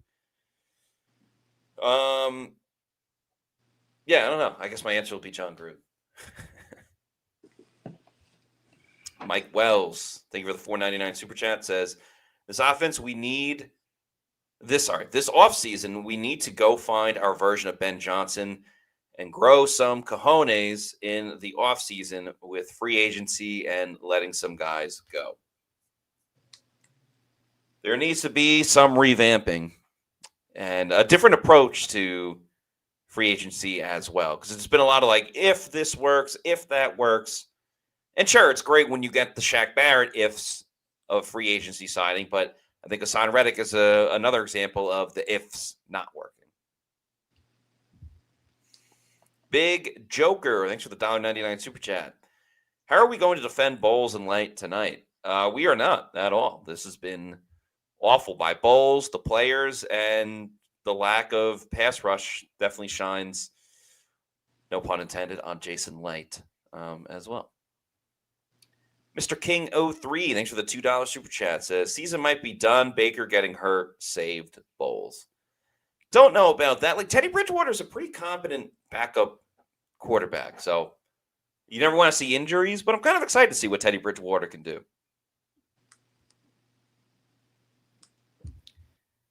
Blessed M, thank you for the $2 super chat. Why are we surprised? 20 bad teams our year, we are one. 20 bad teams a year, we are one. The Bucs aren't a bad team. They're just not a top-level team. Virgin Boys, thanks for the $1.99 super chat, says, we lose another home playoff game and Bowles is gone. Could be the case. We saw the Bucs part ways with Tony Dungy for not getting to the Super Bowl, and then they traded for John Gruden. So there you go. Big Joker, thank you for the $1.99 super chat, says, Grizzard, great dude, but he is a dog squat offensive coordinator. I think we got to remember he's a first-year offensive coordinator, and there's going to be some bumps and bruises, and we're seeing that right now.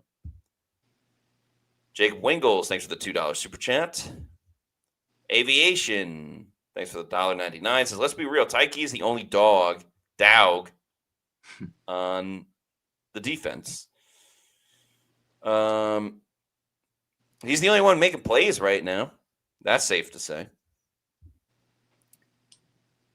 Cammy MJ8QZ, thank you for the $2 super chat, says, Matt, you did not just say for whatever reason, LOL. I don't get what you're saying.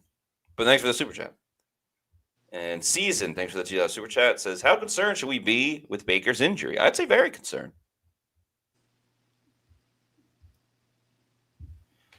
All right.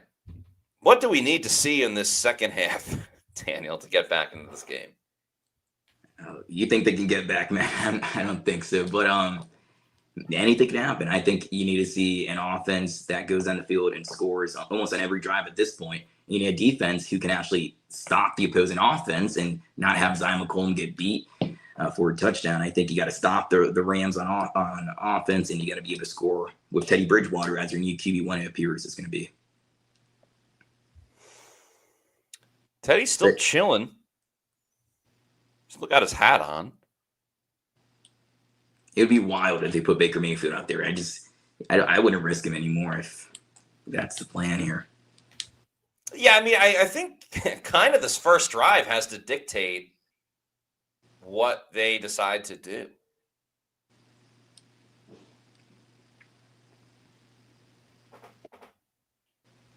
Okay, Scott Smith, the Bucs team reporter, says that Baker Mayfield is doubtful to return due to a sore left shoulder. So, Big Joker says, bumps and bruises. You're too nice of a dude, Matt. He's had some good. Listen, he scored 30 points last game. Hasn't looked good tonight. HK says, Teddy, give one of your gloves to Otten. That's a good one.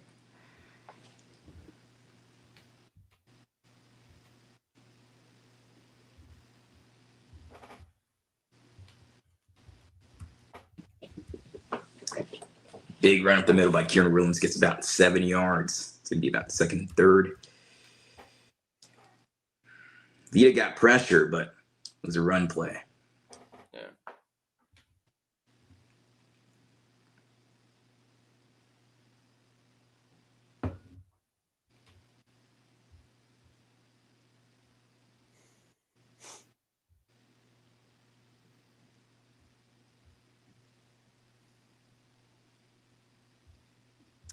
Jay Breaks Football says, I would bench every starter. Oh, and Anthony Nelson is down for Tampa Bay. They just can't freaking catch a break. Jeez.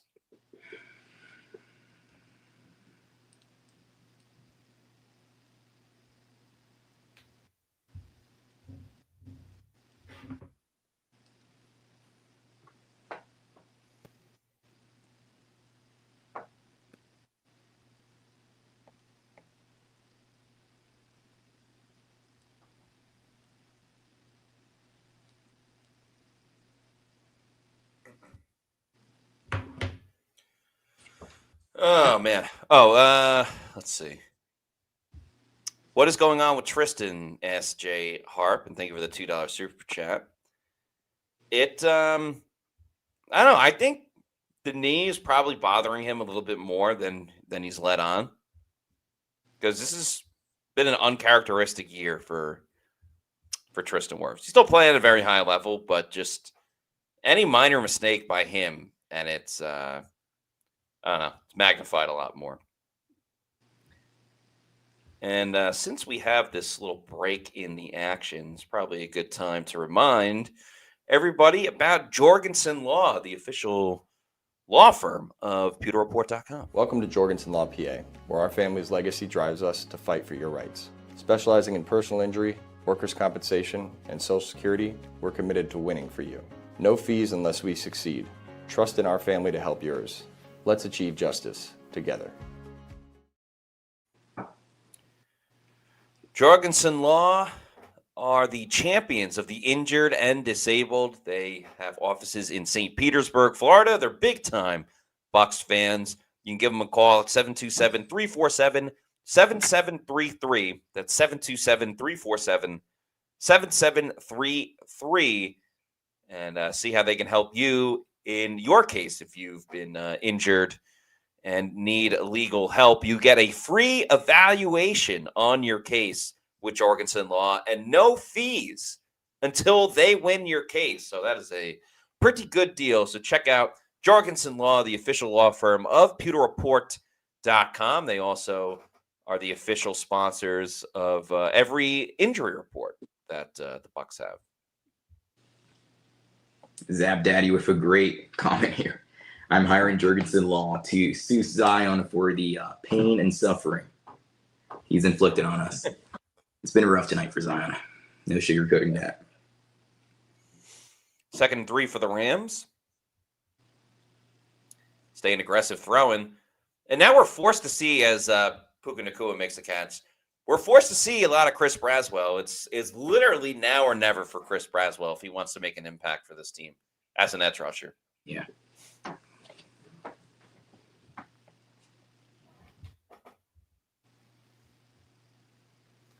Yeah, I mean, it's Yaya and Braswell the rest of the way. Marquise Watts playing as well. As the Rams are over midfield.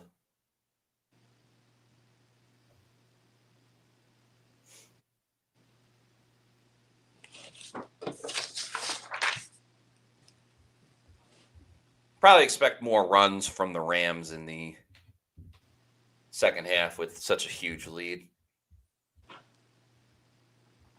Wouldn't mind if there was a running clock for this game.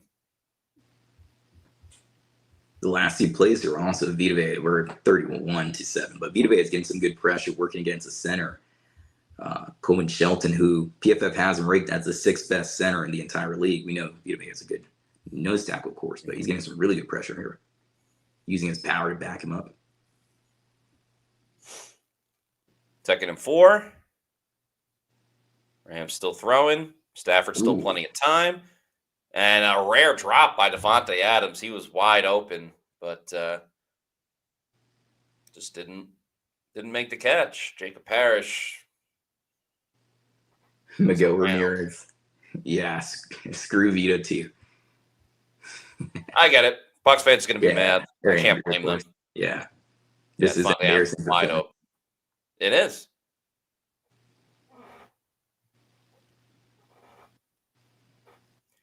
Third and 4. I feel like this is a 2-stop territory. Florida Dreamhouse says, why can't we have nice things? Oh, I mean, Kendall Vildor ran right into Puka Nacua. Oh, looks like they're calling it on the Rams.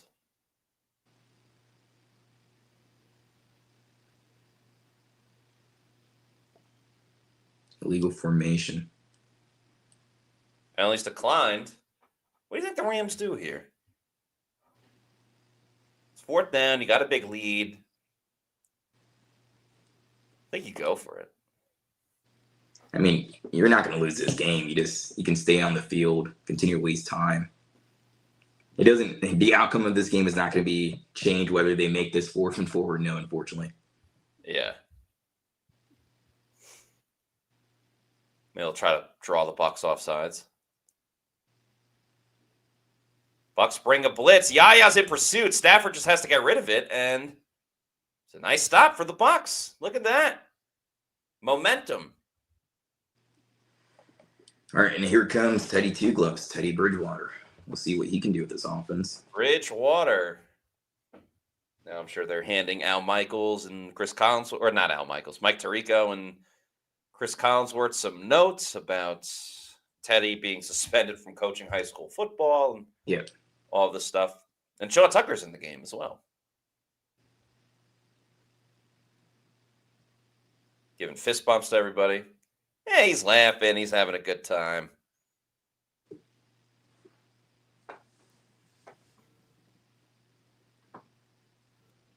What? Oh. Intentional grounding. That actually...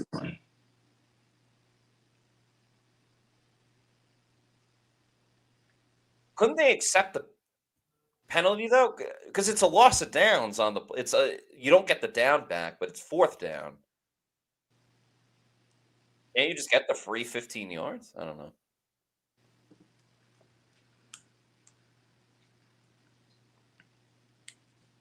What would be the most entertaining outcome of Teddy Bridgewater in this game? It would be he somehow brings the Buccaneers. This is just if we want the most entertaining outcome. But Teddy Bridgewater somehow brings this team back and he wins the game. And then next week we have to talk about, who do we put in? Baker with his inaccuracy or Teddy Bridgewater who, brought the Tampa Bay Buccaneers back. That'd make for a very interesting week. but that's not going to happen. I mean, who knows as well how long Baker could be out for. Yeah, that's true. For Kawab, thank you for the $2 super chat. Says this is like watching Ivan Drago versus Apollo Creed. Yikes. Yeah, it's ugly. Monster Jam Fever says Teddy 2 gloves.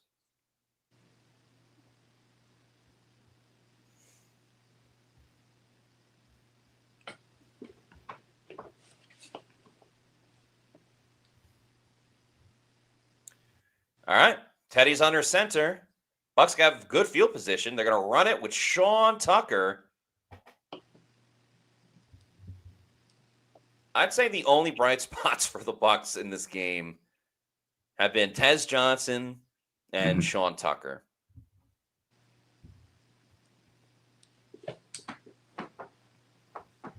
Second and 7. Matt, why didn't you say Zion as one of the bright spots of this game here?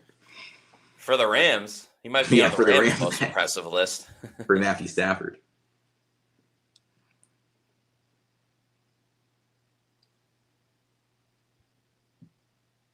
Tez Johnson goes in motion. Going to hand it off with Tucker again. Goes up the middle. Yeah, I wonder how aggressive the Bucs will be. Like, will it be run, pass every time? I wouldn't be surprised if they run it here as well. Jared Cole says Zion is the Rams MVP. He has been definitely. Yeah, could be.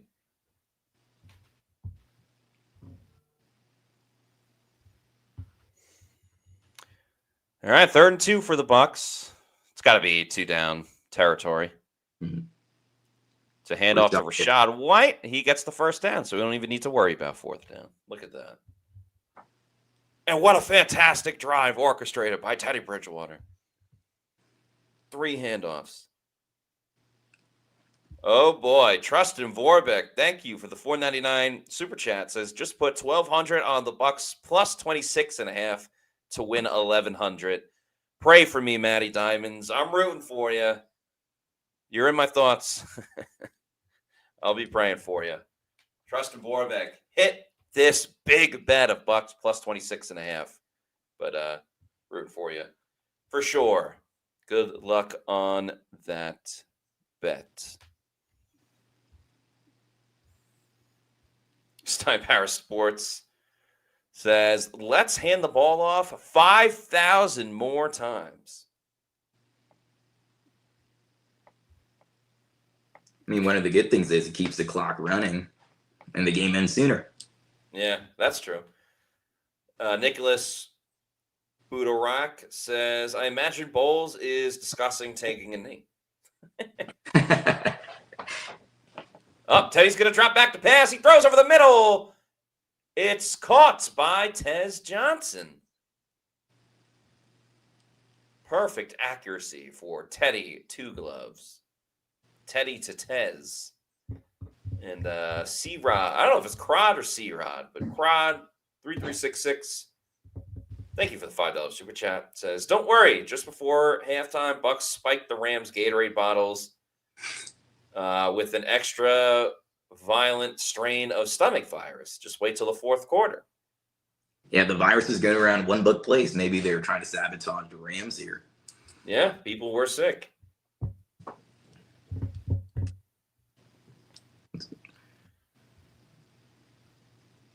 I guess it was not a completed pass.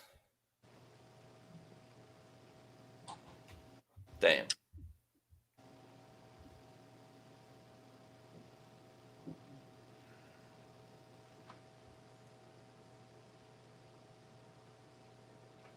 I don't know. That one's close. I know it bobbles a little bit, but. Yeah. 3rd and 12. And with Bridgewater, you talked about his accuracy. That is his strength. He doesn't have much zip on the ball. Doesn't have much arm, like deep power throwing ability, but he is a very accurate quarterback. So let's see what he can do out here. 3rd and 12. It's not going to be an easy task for him. Also, maybe 2 down territory. You go for a 4th down. Also, nothing to lose.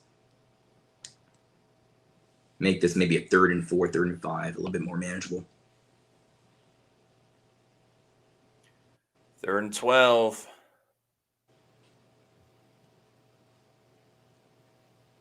Uh-oh.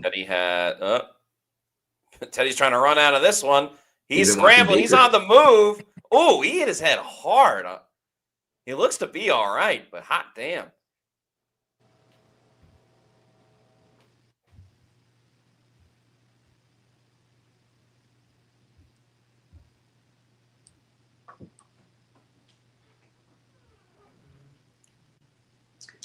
They do a little stunt there with Fisk and Young there. Yeah. They're so successful with that.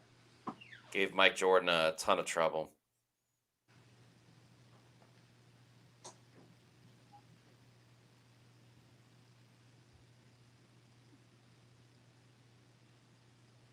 Fourth down for the Bucs. Thrown over the middle by Otten, who makes the catch, gets a first down. Bucs are inside the 20.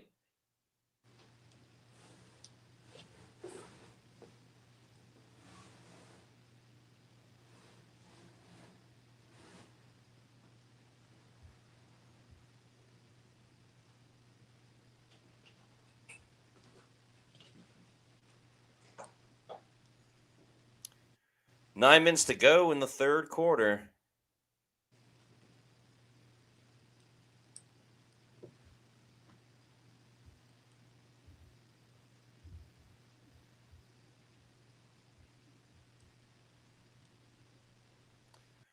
Sean Tucker with the run. Not much.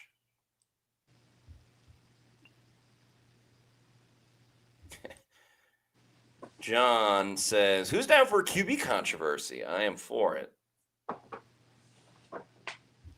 Twan Blow says, throw the ball. Cotty wants to know, why are we running the ball? I just think they don't want to get anyone else hurt. But yeah, it does seem kind of odd.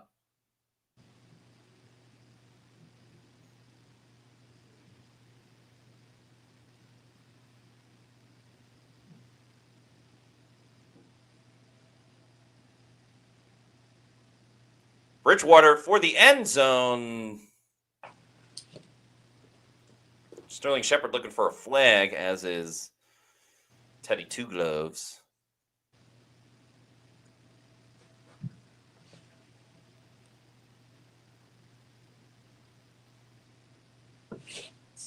Yeah, that probably should have been a penalty. How's that not a penalty? He just tackled him.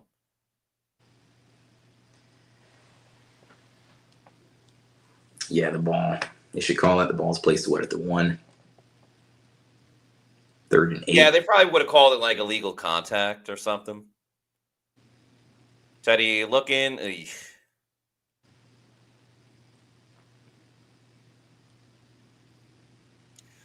4th and 8.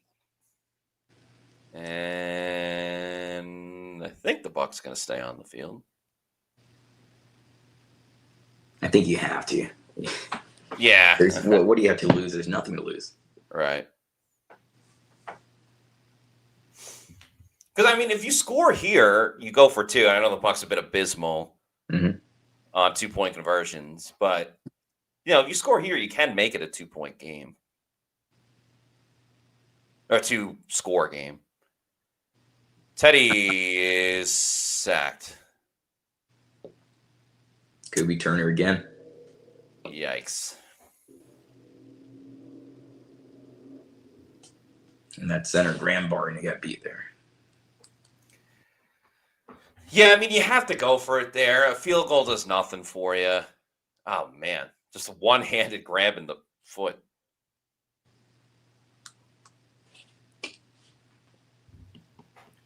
Daniel Gomez says, why didn't we kick a field goal? Because a field goal does nothing. You still have to score 3 more touchdowns. You need points. I'm seeing a few kick the ball here. Again, you got to score a touchdown, like you just said. A kick's not going to help you much in this game. You're trying to rally back. It's going to be almost an impossible feat, but your best chance is just try to go for it, score a touchdown, and even if you miss, that's going to give you more of a chance than kicking that field goal there. Yeah. Yeah, because right now they're down 24. So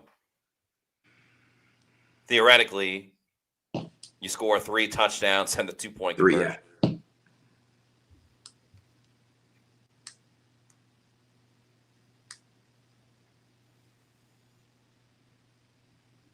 DZM22 Teddy falls down like an old man. One hand on the shoe and he falls over. Yeah.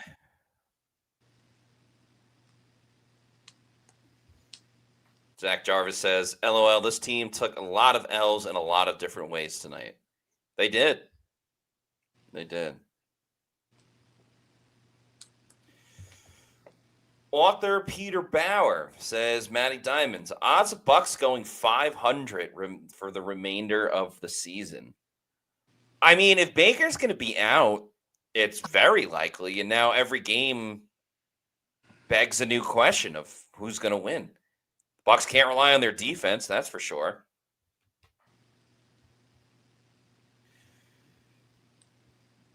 So, yeah, it's a tough one. Wasp says, Matty, what do you usually get at walk-ons? I've had a handful of different stuff at walk-ons. I've had their wings are dope. I like their burger sliders as well as far as appetizers go. Spinach artichoke dip, extremely underrated. For meals, their pasta's very, very underrated as well. You wouldn't think a place like Walk-Ons would have good pasta, but they do. A couple variations of their pasta. I've had a burger there. I think it's called like the Blackjack Burger or something like that, but it's got caramelized onions on it as well and stuff like that. Trying to think. What else? Their French dip's pretty good. But yeah, the pasta's legit over at Walk-Ons. Caesar salad too. You can go healthy. But yeah, definitely recommend going to Walk-Ons. Dash Mouse says Braswell is about to take the game over. That's extremely wishful thinking. And Frank G says Bucs need RG3 at quarterback. Virgin Boys, thanks for the $4.99 super chat. Says, I turned the game off and I'm playing Expedition 33. I still have the stream on, though. Thanks, Matt and Daniel, for the game day streams. Thank you so much. I appreciate your support, and thanks for listening to us, even though the game sucks. So I don't blame you for turning the game off, but thank you for sticking with us. So we appreciate that. I don't know what Expedition is. I'm assuming it's like a video game and stuff, but hope you're winning your game. Are you winning, son? The Bucs aren't.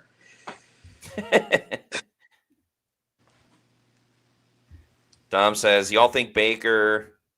Oh, sorry. Y'all think Baker is back next week? It's way too early to tell. Realistically, we probably won't know until tomorrow because Bowles will be asked. He'll say, I don't know. Well, he'll have to get x-rays. Bowles with these injuries. Tomorrow's, yeah, definitely more of it. If they're saying it's soreness, I mean, they do have to do x-rays and everything, but Baker's such a tough guy that if it's just soreness and it's a pain tolerance issue, I think he'll be out there. But if it's more than that, I think we see, unfortunately, Teddy Bridgewater. And the Cardinals should be a winnable game, of course. That I was saying I thought that after this game, they're going to get things right, and they're going to go on a win streak. They're going to get out of this slump. But it gets much harder if you don't have Baker Mayfield out there, of course. I don't have much confidence in Bridgewater. Jalisco says, Todd, Baker has a shoulder. Yeah, he probably will say that. At least it's his left shoulder and not his throwing shoulder. Sashley says, Logan Hall was such a bust draft pick. Mm-hmm. I don't think he was a bust, but he hasn't panned out the way people wanted to. Stan Glassman says Teddy will be fine. Yeah, I mean, we do got to think he's coming in cold. He'll have a full week to prepare. I think still, even with Baker Mayfield's accuracy issues, he gives you the better chance, of course, over Bridgewater. But they did keep Bridgewater over Kyle Trask for a Yeah.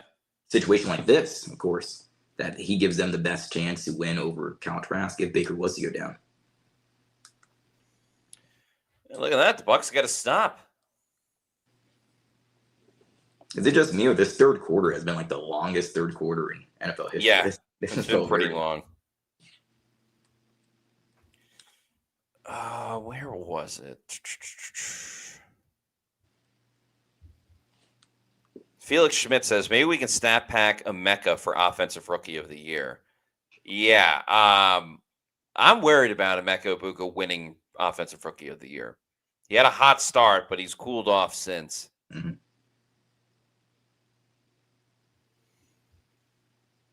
Fair catch by Cameron Johnson. Dom Mazza says, well, first of all, thank you for the $1.99 super chat. Says, y'all think Baker is back next game? This is just a prediction because obviously it happened, an hour ago? Yeah. My guess is going to be no. I think the Bucs are going to hold him out against the Cardinals, who also are going to be playing with a backup quarterback, and just give Teddy Bridgewater the whole week to prepare. That's just my guess, though. Yeah, King Cook says Emeka is struggling to get open when getting doubled. I mean, he's a rookie wide receiver who the Buccaneers drafted him to be a complement to Mike Evans and Chris Godwin Jr. when he came back from injury, whenever that was to occur when they drafted him. And like I said at the beginning of the broadcast, I think it's actually a good thing that he's getting double teamed. He's getting the opposing defense's best corner put him in at times, because these are really valuable reps for him for his development. I think he does have the potential to become a Jackson Smith and Jigba type of wide receiver. Maybe not as good, of course, but that kind of wide receiver where he does excel at creating separation. I think this is a good thing. He's struggling right now, but these reps where he's getting defenses to roll coverage his way, the best corner on him, they're making a challenge on him, but he's such a smart guy. I think this is going to be for his benefit at the end of it all, to learn how to deal with these issues and still create separation. Who's the emergency quarterback? Asked Sergio Biltris. That would be Connor Bazelak, the quarterback on the practice squad for the Bucs. Now, if something happened to him, oh man, they would probably just go Wildcat. They'd probably just have like Rashad White and Sean Tucker on the field at the same time.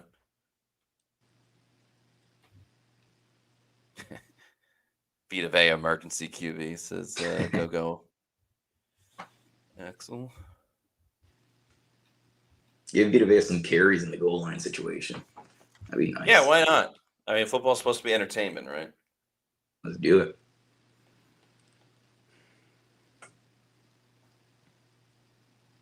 Yep, Stan Glassman says, I think the same goes for Zion.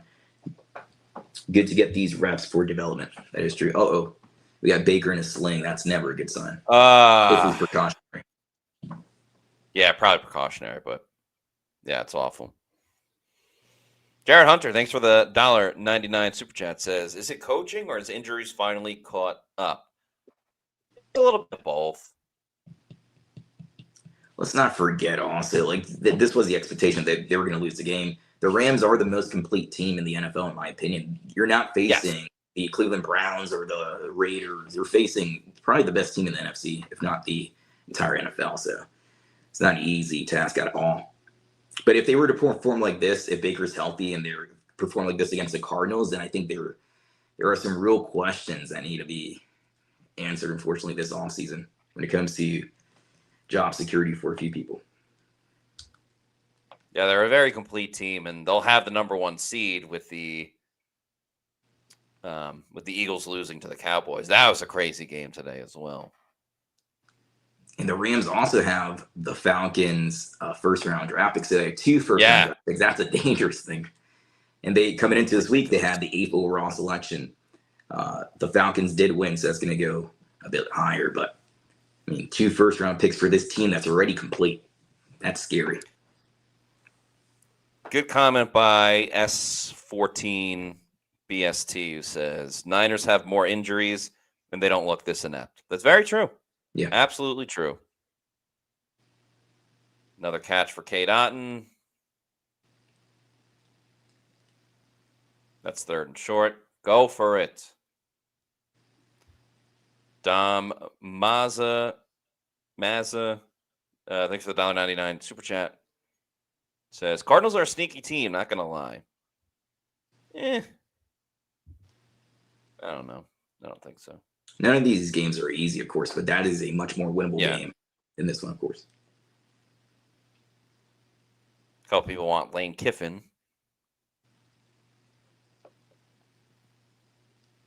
Are they seriously punting? Wait, you're punting on 4th and 1? What are you doing? Have a backbone. I can't defend this one. This is wild.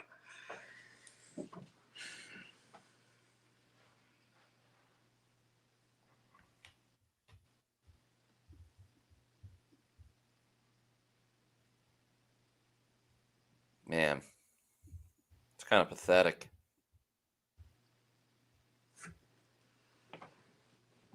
No one scored this 3rd quarter. God damn. Thought this over was going to be a lock, but I don't know.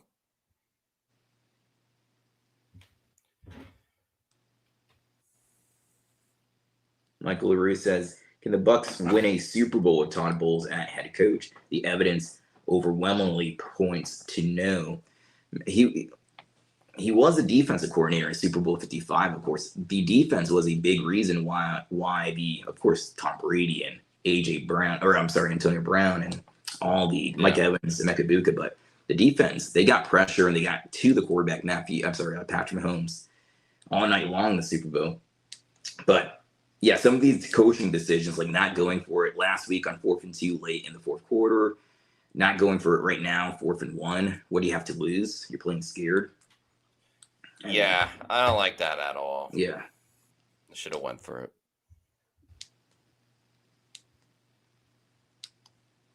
But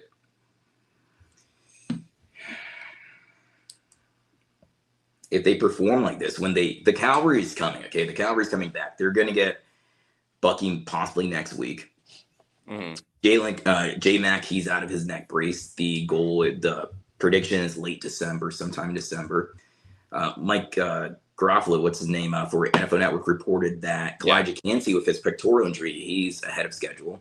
Mike Evans with that broken collarbone late in the regular season or in the playoffs. I mean, if they perform like this when they have the Cavalry back, then I think, it's not the injuries. It is coaching and execution. There's so many issues with this team. You can't really pin it on one person. You can't pin it on Thomas McGahee. You can't just pin it on Baker Mayfield and his inaccuracy. You can't just pin it on Todd Bowles. There's a lot of blame to go around to. Even Josh Broussard, who Liam Cohen was a first-time play caller last year, but he wasn't having as many stumbles as Josh Broussard is having this year. I mean, there's a lot of blame there. And I think the big difference, too, was Cohen was able to call plays at Kentucky. And I know it's not the same as the NFL, but he at least had that in-game play calling decisions and situations and stuff like that. But just,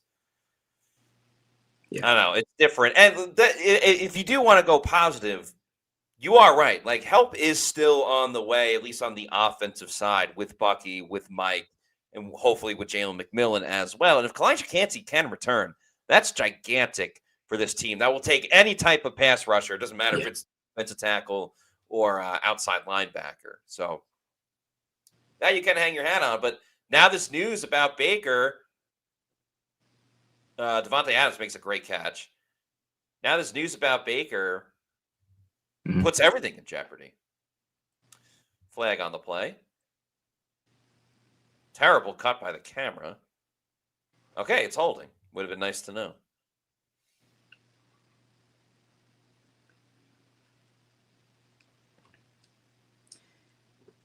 Yeah, that fight there, Vita Vea versus the center, Shelton, that's been Vita Vea's matchup right there. He's winning most of those reps.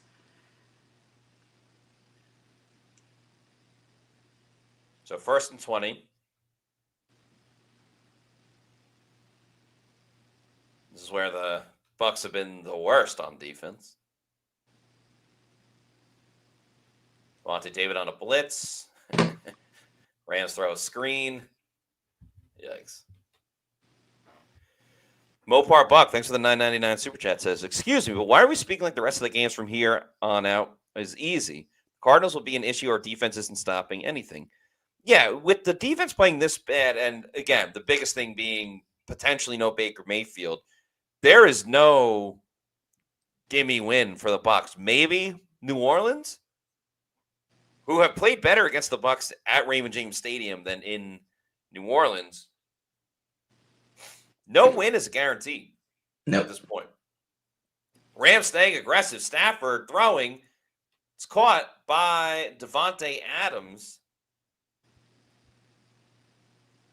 We'll see what the flag is. Yeah, Stan Glassman here says easier. Those are more winnable games than the last 3 matchups here for the Tampa Bay Buccaneers coming out of the bye. Holding penalty. That'll be declined. Untie key. Okay. Oh, no.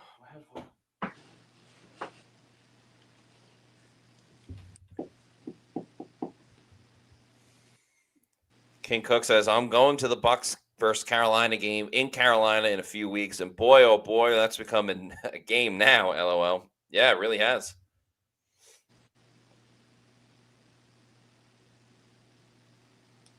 Rams run it with Williams. They haven't even really tried to run it that much. Tyke just punching at the ball relentlessly. Let's see.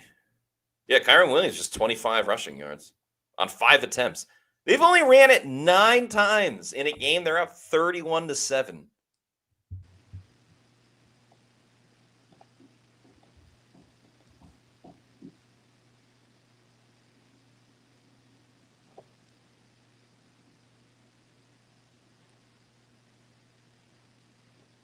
No, it wasn't a false start. No, it was the end of the quarter. Well, maybe this will help the Bucs. I don't know.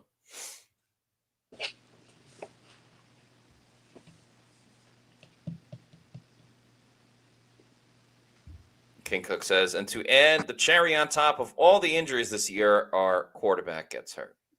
Yeah. Come on, refs. This isn't that difficult to figure out. The clock hit 0. The lineman moved. Thank you.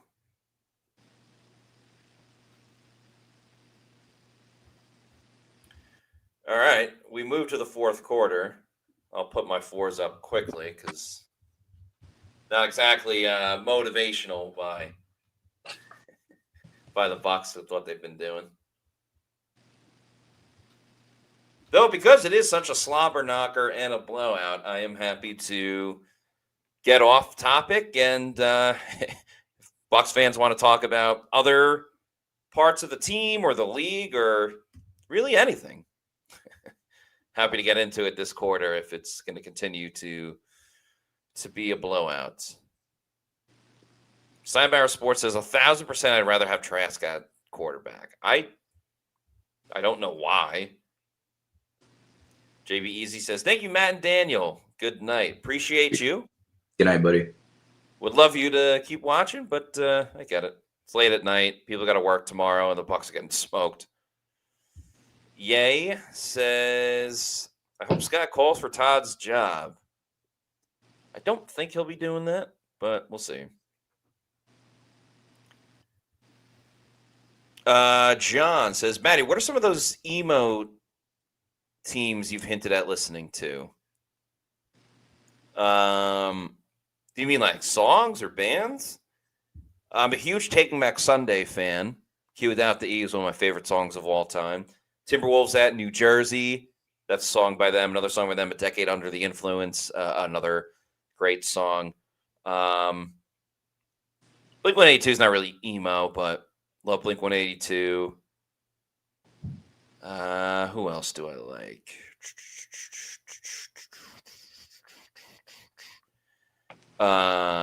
We the Kings, pretty good. A Day to Remember, pretty good. What's your type of music, Daniel? I like old school music. Johnny Cash, The Highwayman, Nice. Jim Croce, Poncho and Lefty is one of my favorite songs. I like old school music. I don't like to listen to much of modern music. Oh, cool. Very interesting. Aviation, thank you for the $1.99 super chat. Says 1,000+ yards and 100+ points through 2.5 games. Yeah, been pretty bad.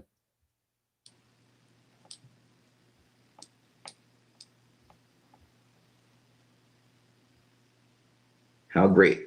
I was never a big fan of them. Sorry, go ahead. I know somebody sent in comments here. Elvis is somebody to listen to. Not a big Elvis guy, but yeah. Christopher Oxentine says, Matt, do you have a favorite 80s band?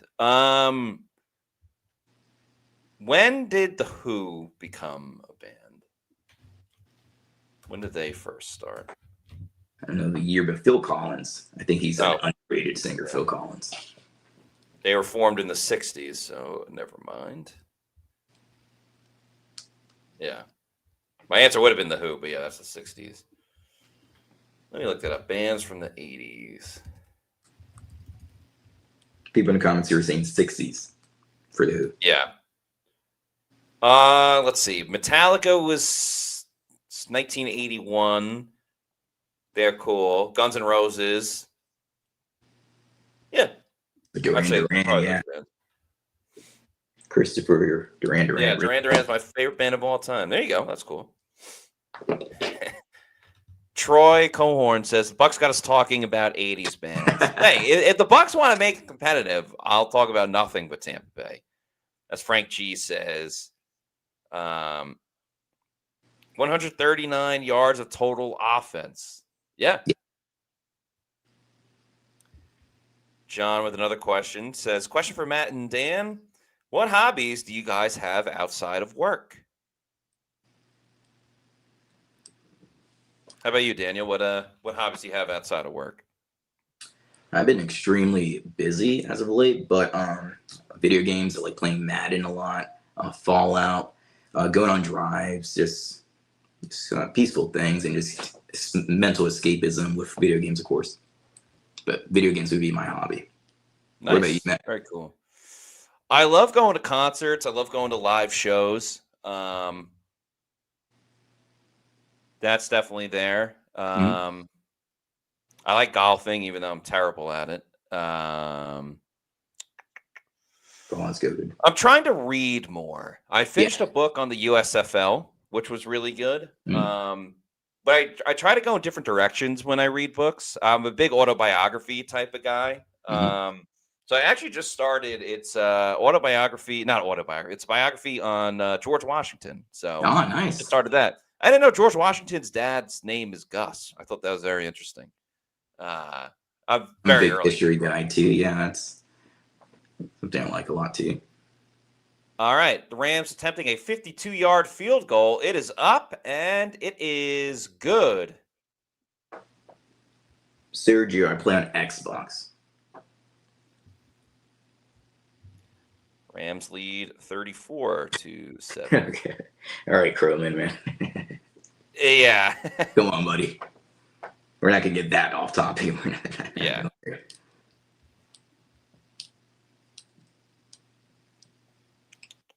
I like chicken tenders. That's something I like, but probably not from Taco Bell. JD Foster says, Matt, would you re-sign Baker after next season? I'm low-key done with him. I would still sign Baker. He does. I just think he's just not healthy right now. That's the biggest thing. If you don't, then what are you doing if you don't sign Baker? John PX2 says favorite Fallout game. Daniel, Fallout 3 for me. For me, it's Fallout New Vegas. Matt, I think you should play, if you ever have free time, Fallout New Vegas. I think you would fall in love with that game. Yeah. It's pretty cool. Fallout New Vegas. And have you seen the Fallout TV show? No. It's on Amazon Prime. Okay. But the first season came out last year. The second season coming out in December, but it's on the aftermath of the Fallout New Vegas game. That's a fun one there. Yeah, I'm very, as I stare at my PS5 right now, I I'll go a whole weekend playing a ton of video games, and then I won't play again for like 7 months, and then I'll go Yeah. back and like play it a ton again. And I don't know. I'm very streaky with playing my PS5. Kings are awful. Thanks for the $2 super chat. Says, can you guys start the post game show so I can sleep? I wish we could. We gotta wait for the game to be done. I actually don't know how it's going to work now that Baker's hurt because he's not going to speak after the game. So we might just do it after bowls. Yeah. T420 says, Daniel, why aren't you on some of the weekly programs? So this is not my main job. Also, I have a full-time job, but you guys, Scott, Adam, you guys do a great job throughout the week providing content. Thank you. And you have a Bucs podcast as well, which everyone should go and listen to, subscribe, all of that stuff. Thank you. Yeah, Fear the Bay. If you guys want to check me out, Fear the Bay on YouTube. Fix It Eric, Fallout series, thumbs up. Yes, I love the Fallout series. My favorite video games, Madden, the Fallout series, and Red Dead Redemption 2. Have you played Red Dead Redemption? I bought it like on sale a while ago, but I never got around to playing it. But I probably should. Isn't it? It's like GTA, but like in the Wild West, essentially, yeah. right? I think it's even better. The storyline, I wish I can play it again for the very first time because the story is amazing there. Yeah. All right, maybe I'll get into that. I'm waiting for the new GTA, but I think it's going to take like a whole year or something. So it keeps getting delayed also, which is not good. Right. Did Chip Kelly get fired? Or he just... That's what Felix Schmidt just said. Spamming it? Yeah, they didn't look good today. Which is crazy because Chip Kelly went from, I think he was Ohio State's offensive coordinator last year. So he won a natty with them.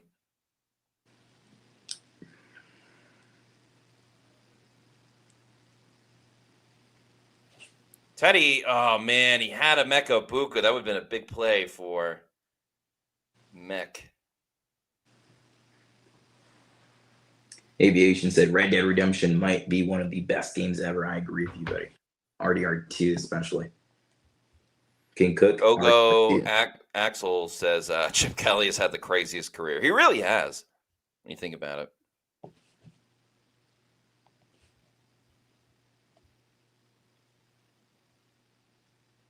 The YouTube has this AI feature which it summarizes what people in the chat are talking about, and it's all about video games now, Fallout and Red Dead, because this game is just so bad. Teddy's throw is not even in the stratosphere of where they need to go. Yes, W. Ryan says such accuracy. Yeah, accuracy is what I was saying was his strong suit, and he's not accurate here tonight.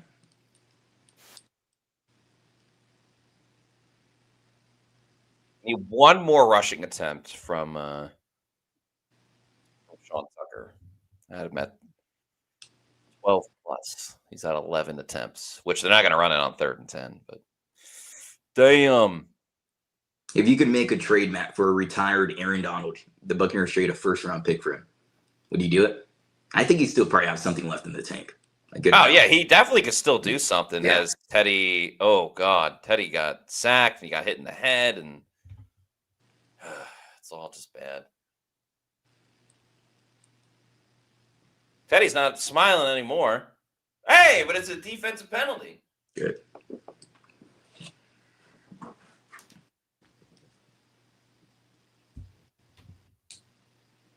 Finally, the Bucs got a break. It is crazy because, like, in this half, the Rams have only scored 3 points, if I'm not mistaken. Yeah. But it doesn't feel like the Bucs defense has done anything. Because it's just like the Rams, yeah, they're being aggressive, but they're not pushing the envelope like they necessarily need to.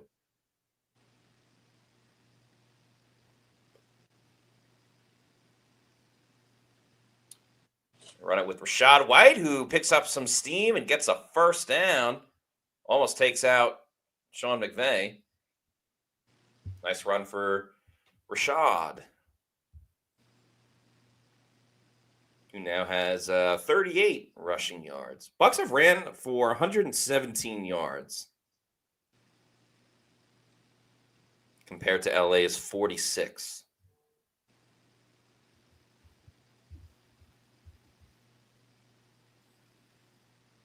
Teddy's on the move. It's going to be a hold anyway. Ugh, oy vey. Two Wood Cinco Ocho, thanks for the $1.99 super chat, says, maybe I'm crazy, but Trask looked better than this. Teddy's definitely had to run a lot and is probably not as mobile as Kyle Trask.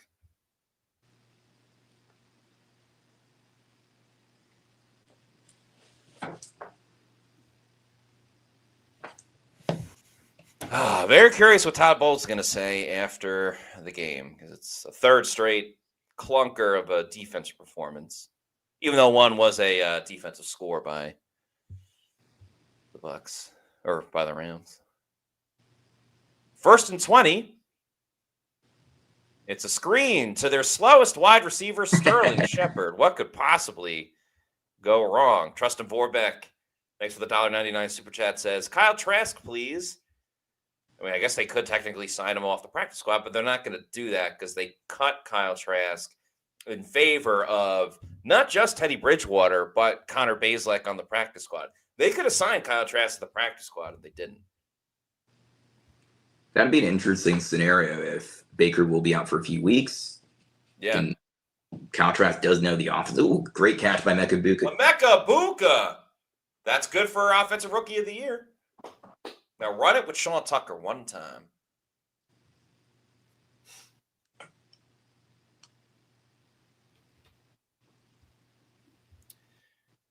Thank you to HY Gibril for this super chat. Says, would Baker forego free agency to re-sign? I'm sure he would get interest for similar, better teams. Well, he's still technically got another year, which the Bucs will guarantee. Yeah, I mean, I think he would. Let's go. Give us one round with Sean Tucker. Shawnee Tucks. Nope, that's not going to do it. No, out of bounds. Awful throw. Because, I mean, if you look at the Bucs quarterback situation, they're not going to have a top 5 pick. What are your options? You know what would actually be kind of funny? If they just bring all former Bucs back, like John Gruden becomes the head coach. They sign Jameis Winston to be the starting quarterback. And they're on Hard Knocks too. Just make it. Yeah. Let's just see what's going on. All right. Another swing pass to Tampa, Tez Johnson. Frank G says trade for a quarterback. Teams don't trade their starting quarterback, so.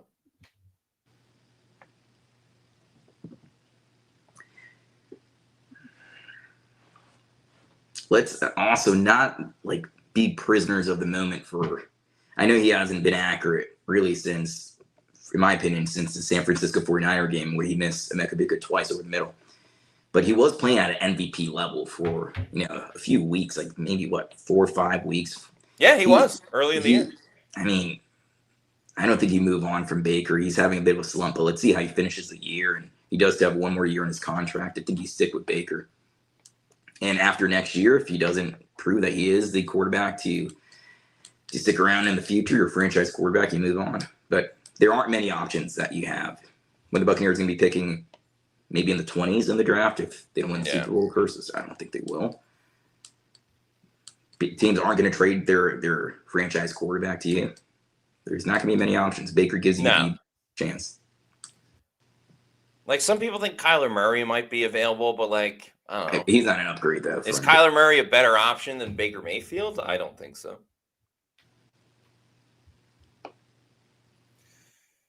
Teddy going to try to run. Oh, God.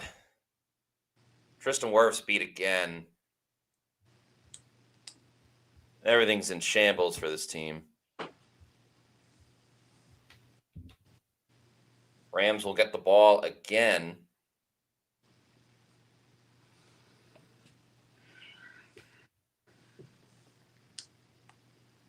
Turnover on downs. Whew. This is brutal. Yes, Chris Shula is related to Don Shula. Daniel Goodman's. Give me the loot says this is one of the ugliest games I've seen in the last 10 years.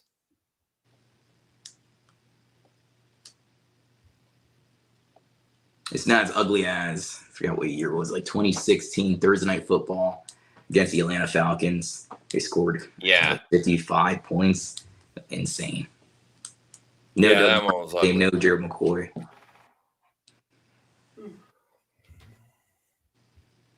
Shaw West says, so we can't scheme anything up. Rams have a great defense. Yes. Coming into this game, they're allowing the second fewest points per game, 17.2. They're a tremendous defense. John PX2 says, the highlight of my night by far has been learning more about a couple of our favorite Pewter reporters. Hey, appreciate you. Yeah, thank you. Like I said, in this type of lopsided game, we'll go off topic. And we will have a Pewter post-game show after this. Mopar Buck with the $9.99 super chat. Thank you. Says, how you play football in November matters, not the first 4 to 5 games of the season. The cream always rises to the top. That is true. Mm-hmm. Bucs got a hot start to begin the season, but have cooled off significantly. This will be 3 losses in a row and 4 of their last 5. How you finish in the fourth quarter of the year, those final games.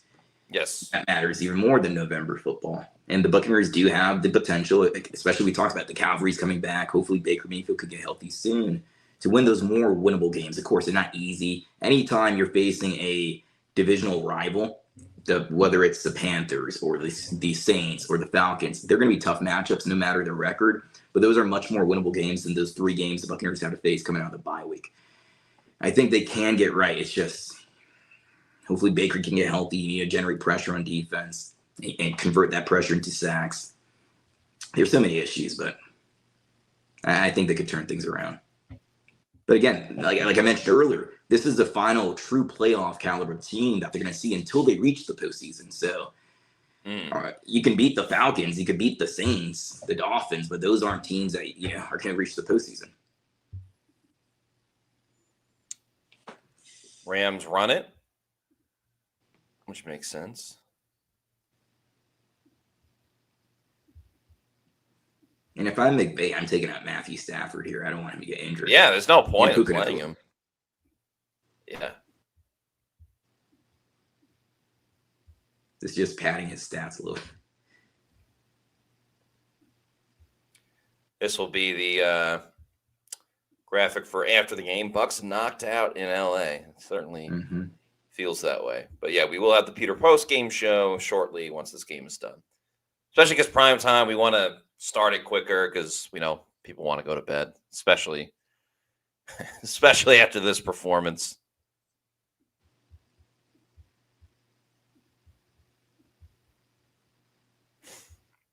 HY Gibril, thank you for this super chat. Says receivers don't separate and Cade can't stop drops. Yeah, he's been bobbling all over the place tonight.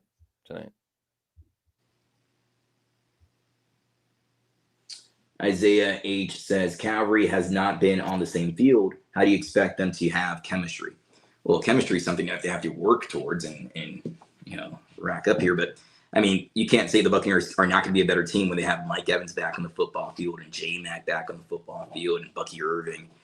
That's going to make you an overall better team, of course, and the chemistry will be built through the reps that they play together. Yeah. But if you have Mike Evans back, for example, that frees up Emeka Egbuka to have more one-on-one opportunities where he can play like he did earlier in the season when Mike Evans was out there. I mean, the 2 touchdowns in Atlanta was because the defense was focused so much on taking out, eliminating Mike Evans that it freed up Emeka Egbuka to have those one-on-one opportunities in his first game in the NFL.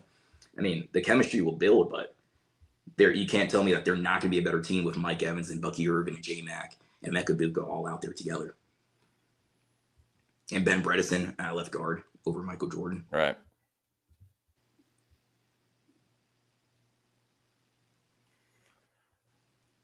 Bucs do get the stop. They'll get the ball back. Not that they've been spectacular with it. All right, give me one Sean Tucker run. Just one more.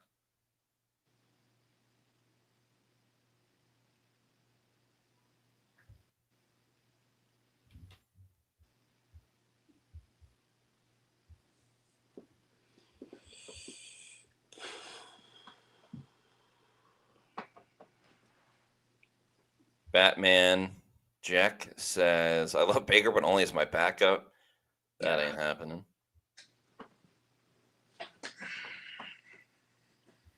Yeah, I think we got to look at the entire picture of Baker's career with the Bucs. He's been better,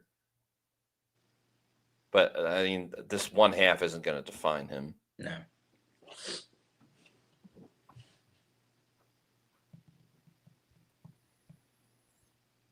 Tyler Kirk says fan base is horrible. The fan base isn't horrible. It's just fans are angry, and I think when you're losing 34-7, I can see why. But no, Baker Mayfield isn't going anywhere. Jason Light isn't going to get fired. Todd Bowles, we'll see. I don't think he's going to get fired after this game, of course. But no, like at the end of the season, we'll see how the story wraps up. Go back to New Jersey. Who are you talking about?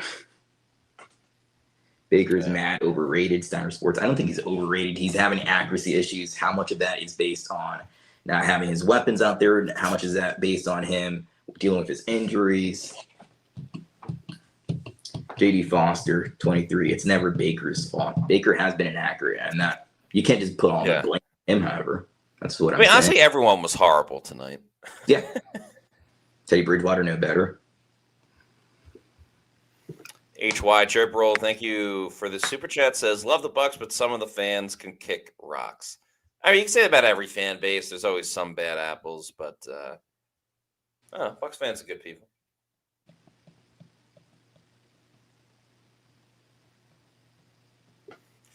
Joshua Taylor really wants Lane Kiffin.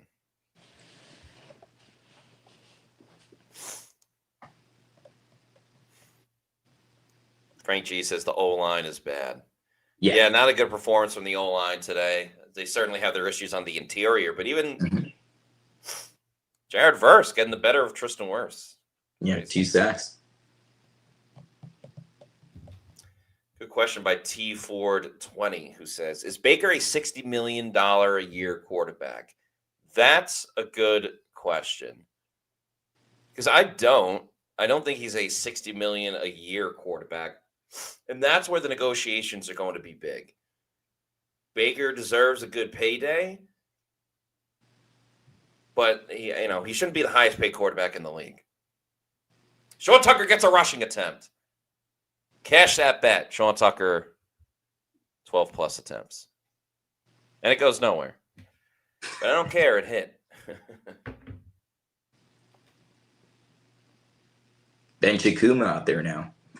They put Tristan and Gedeke on the sidelines. He's a very raw talent. We'll see. He gets some valuable reps. Valuable playing time.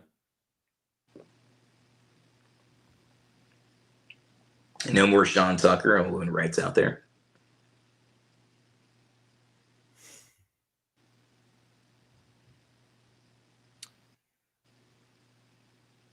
Oh, Chikuma against Teddy Bridgewater.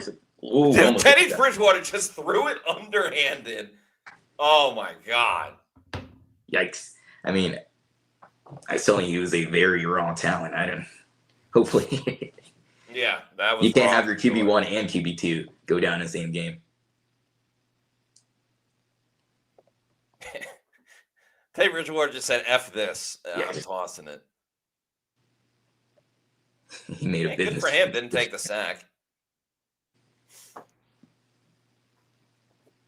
Thank you very much to Henderbeef, who says Matt Matera is a $60 million per year podcaster. Mm-hmm. I would love to be making $60 million per year.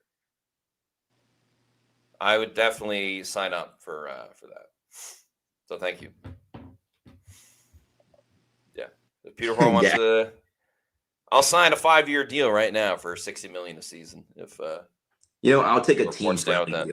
I'll take a team friendly deal. I'll take $5 million. I'm gonna look at that. Yeah, that's It was mighty kind of you. I'll take it. I'm going to play hard to get. There you go. Have your agent say you have a few other teams, 4 or 5 teams, having a bidding war for you. Make that price go higher. Jacob says week 1 through 6 was one hell of a drug. The cardiac Bucs. And the Bucs waving the white flag by punting from midfield. And it's a touchback, so they get fooled by the returner.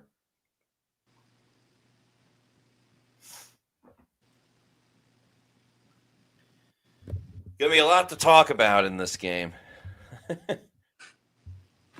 For the Pewter post-game show.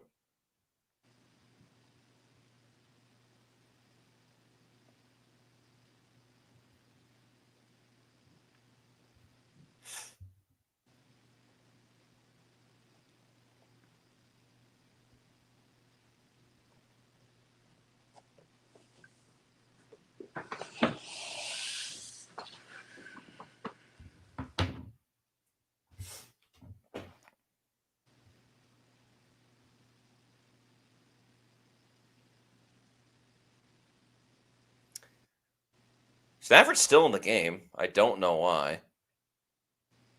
Maybe like MVP stat padding? I'm not sure. Yeah, that's what I'm thinking.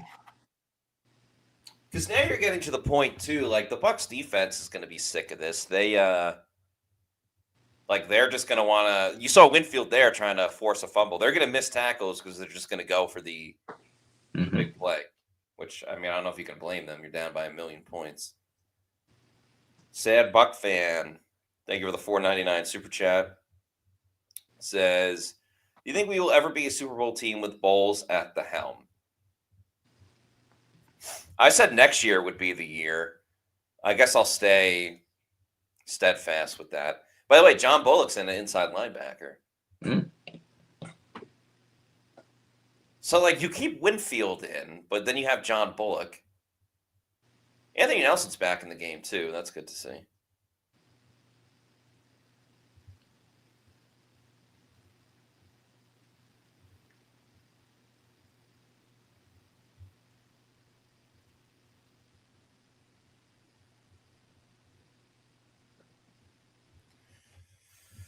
Man, that NFC West is brutal. Rams, Seattle, and San Fran. All with great records. Real quick, thank you to everybody who's still listening. This has been a horrible game. And many people have to work tomorrow. Thank you guys for sticking through and listening to us. This is not the game that you wanted, of course, that you have your Buccaneers in, but right. Thank you guys for listening. Yes, thank you so much. We appreciate all your support. We're going to have a Pewter post-game show where you got a lot of my thoughts and opinions tonight, but you'll get Scott's as well, what he's thinking about this game. We'll also have a Monday podcast as well, a Victory Monday. Well, no, sorry, not a Victory Monday, an anti-Victory Monday. That's how the Bucs have been playing. They're not just losing, they're just anti-victory. Our schedule, too, is going to be a little bit different this week with Thanksgiving. I'm pretty sure our podcast schedule is going to be, we're going to do shows Monday, Tuesday, and Wednesday, and then that'll be it for the week, I think. But I'm pretty sure that's our plan.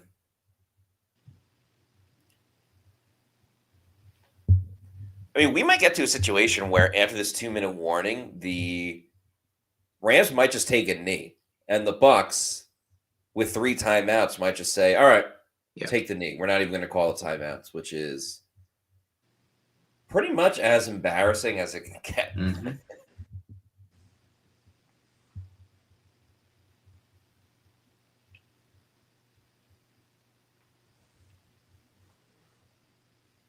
Third and 9 for the Rams. They're going to run it. Timeout.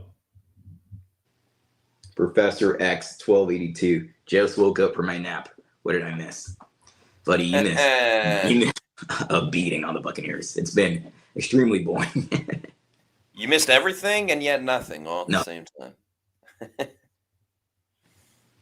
The Buccaneers could have stayed on the plane and have better performance than this.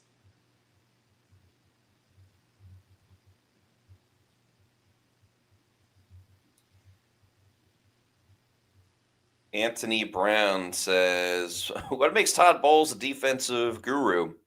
Right now, nothing.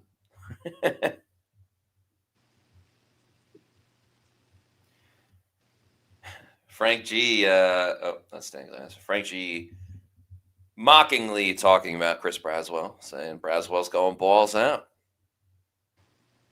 Him and Dashman have been on the Chris Braswell hype train here tonight. Yeah. Yeah, snap count's going to be very different. And yeah, congrats to Chris Collinsworth. 500 games that he's broadcasted. And when you're doing a 34-7 game, they'll show the cake live on TV.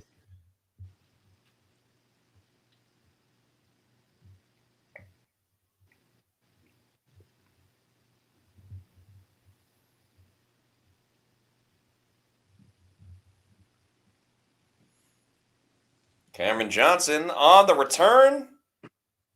A rare positive. So what do we think? Bucs take a knee. Yeah. I mean, they're not going to put Teddy Bridgewater out to slaughter right now. Yeah, if not the knee, then you just take a few runs, waste the clock. Keita Villain says, I'm hearing Baker is in a sling. Is that true? Yes. That is true. They showed it before, and then also News Channel 8 WFLA posted a video as well of Baker walking out of the tunnel with a sling on. So never a good sign. Probably looks like Teddy Bridgewater next week against the Cards.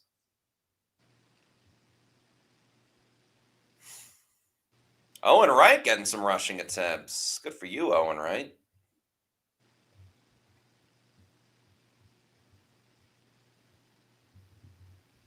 Bucs have 70 total passing yards.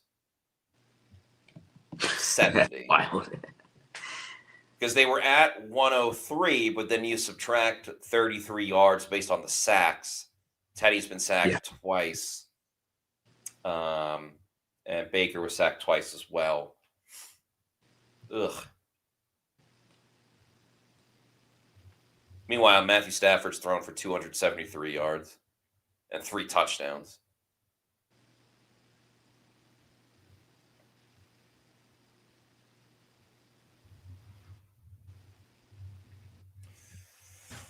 Hey, yeah, Carolina plays tomorrow night, Monday Night Football.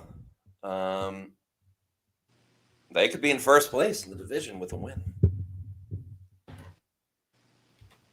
70 passing yards. Yikes. Is what J.D. Foster says, and I agree. Tyler Lesnick says Jason Light, part of the problem. For sure, a little bit. All right. Bucs are on third down. They get stopped. That's going to be it. Bucs get demolished 34-7. We're going to have the Pewter postgame show in a little bit. If you're not already doing so, please make sure you follow us on all of our social media on X, Facebook, and Instagram. We're at Pewter Report, and our YouTube channel is Pewter Report TV. Please like and subscribe. Leave a comment on this video what you think about the Bucs after losing 34-7. All right, that's all. Everyone have a fantastic evening. Thank you for rocking with us. For Daniel Morales, I'm Matt Matera saying thanks, everyone, for watching, and we'll see you next week for another edition of the Pewter Game Day Show. Out. Out. Thank you, guys.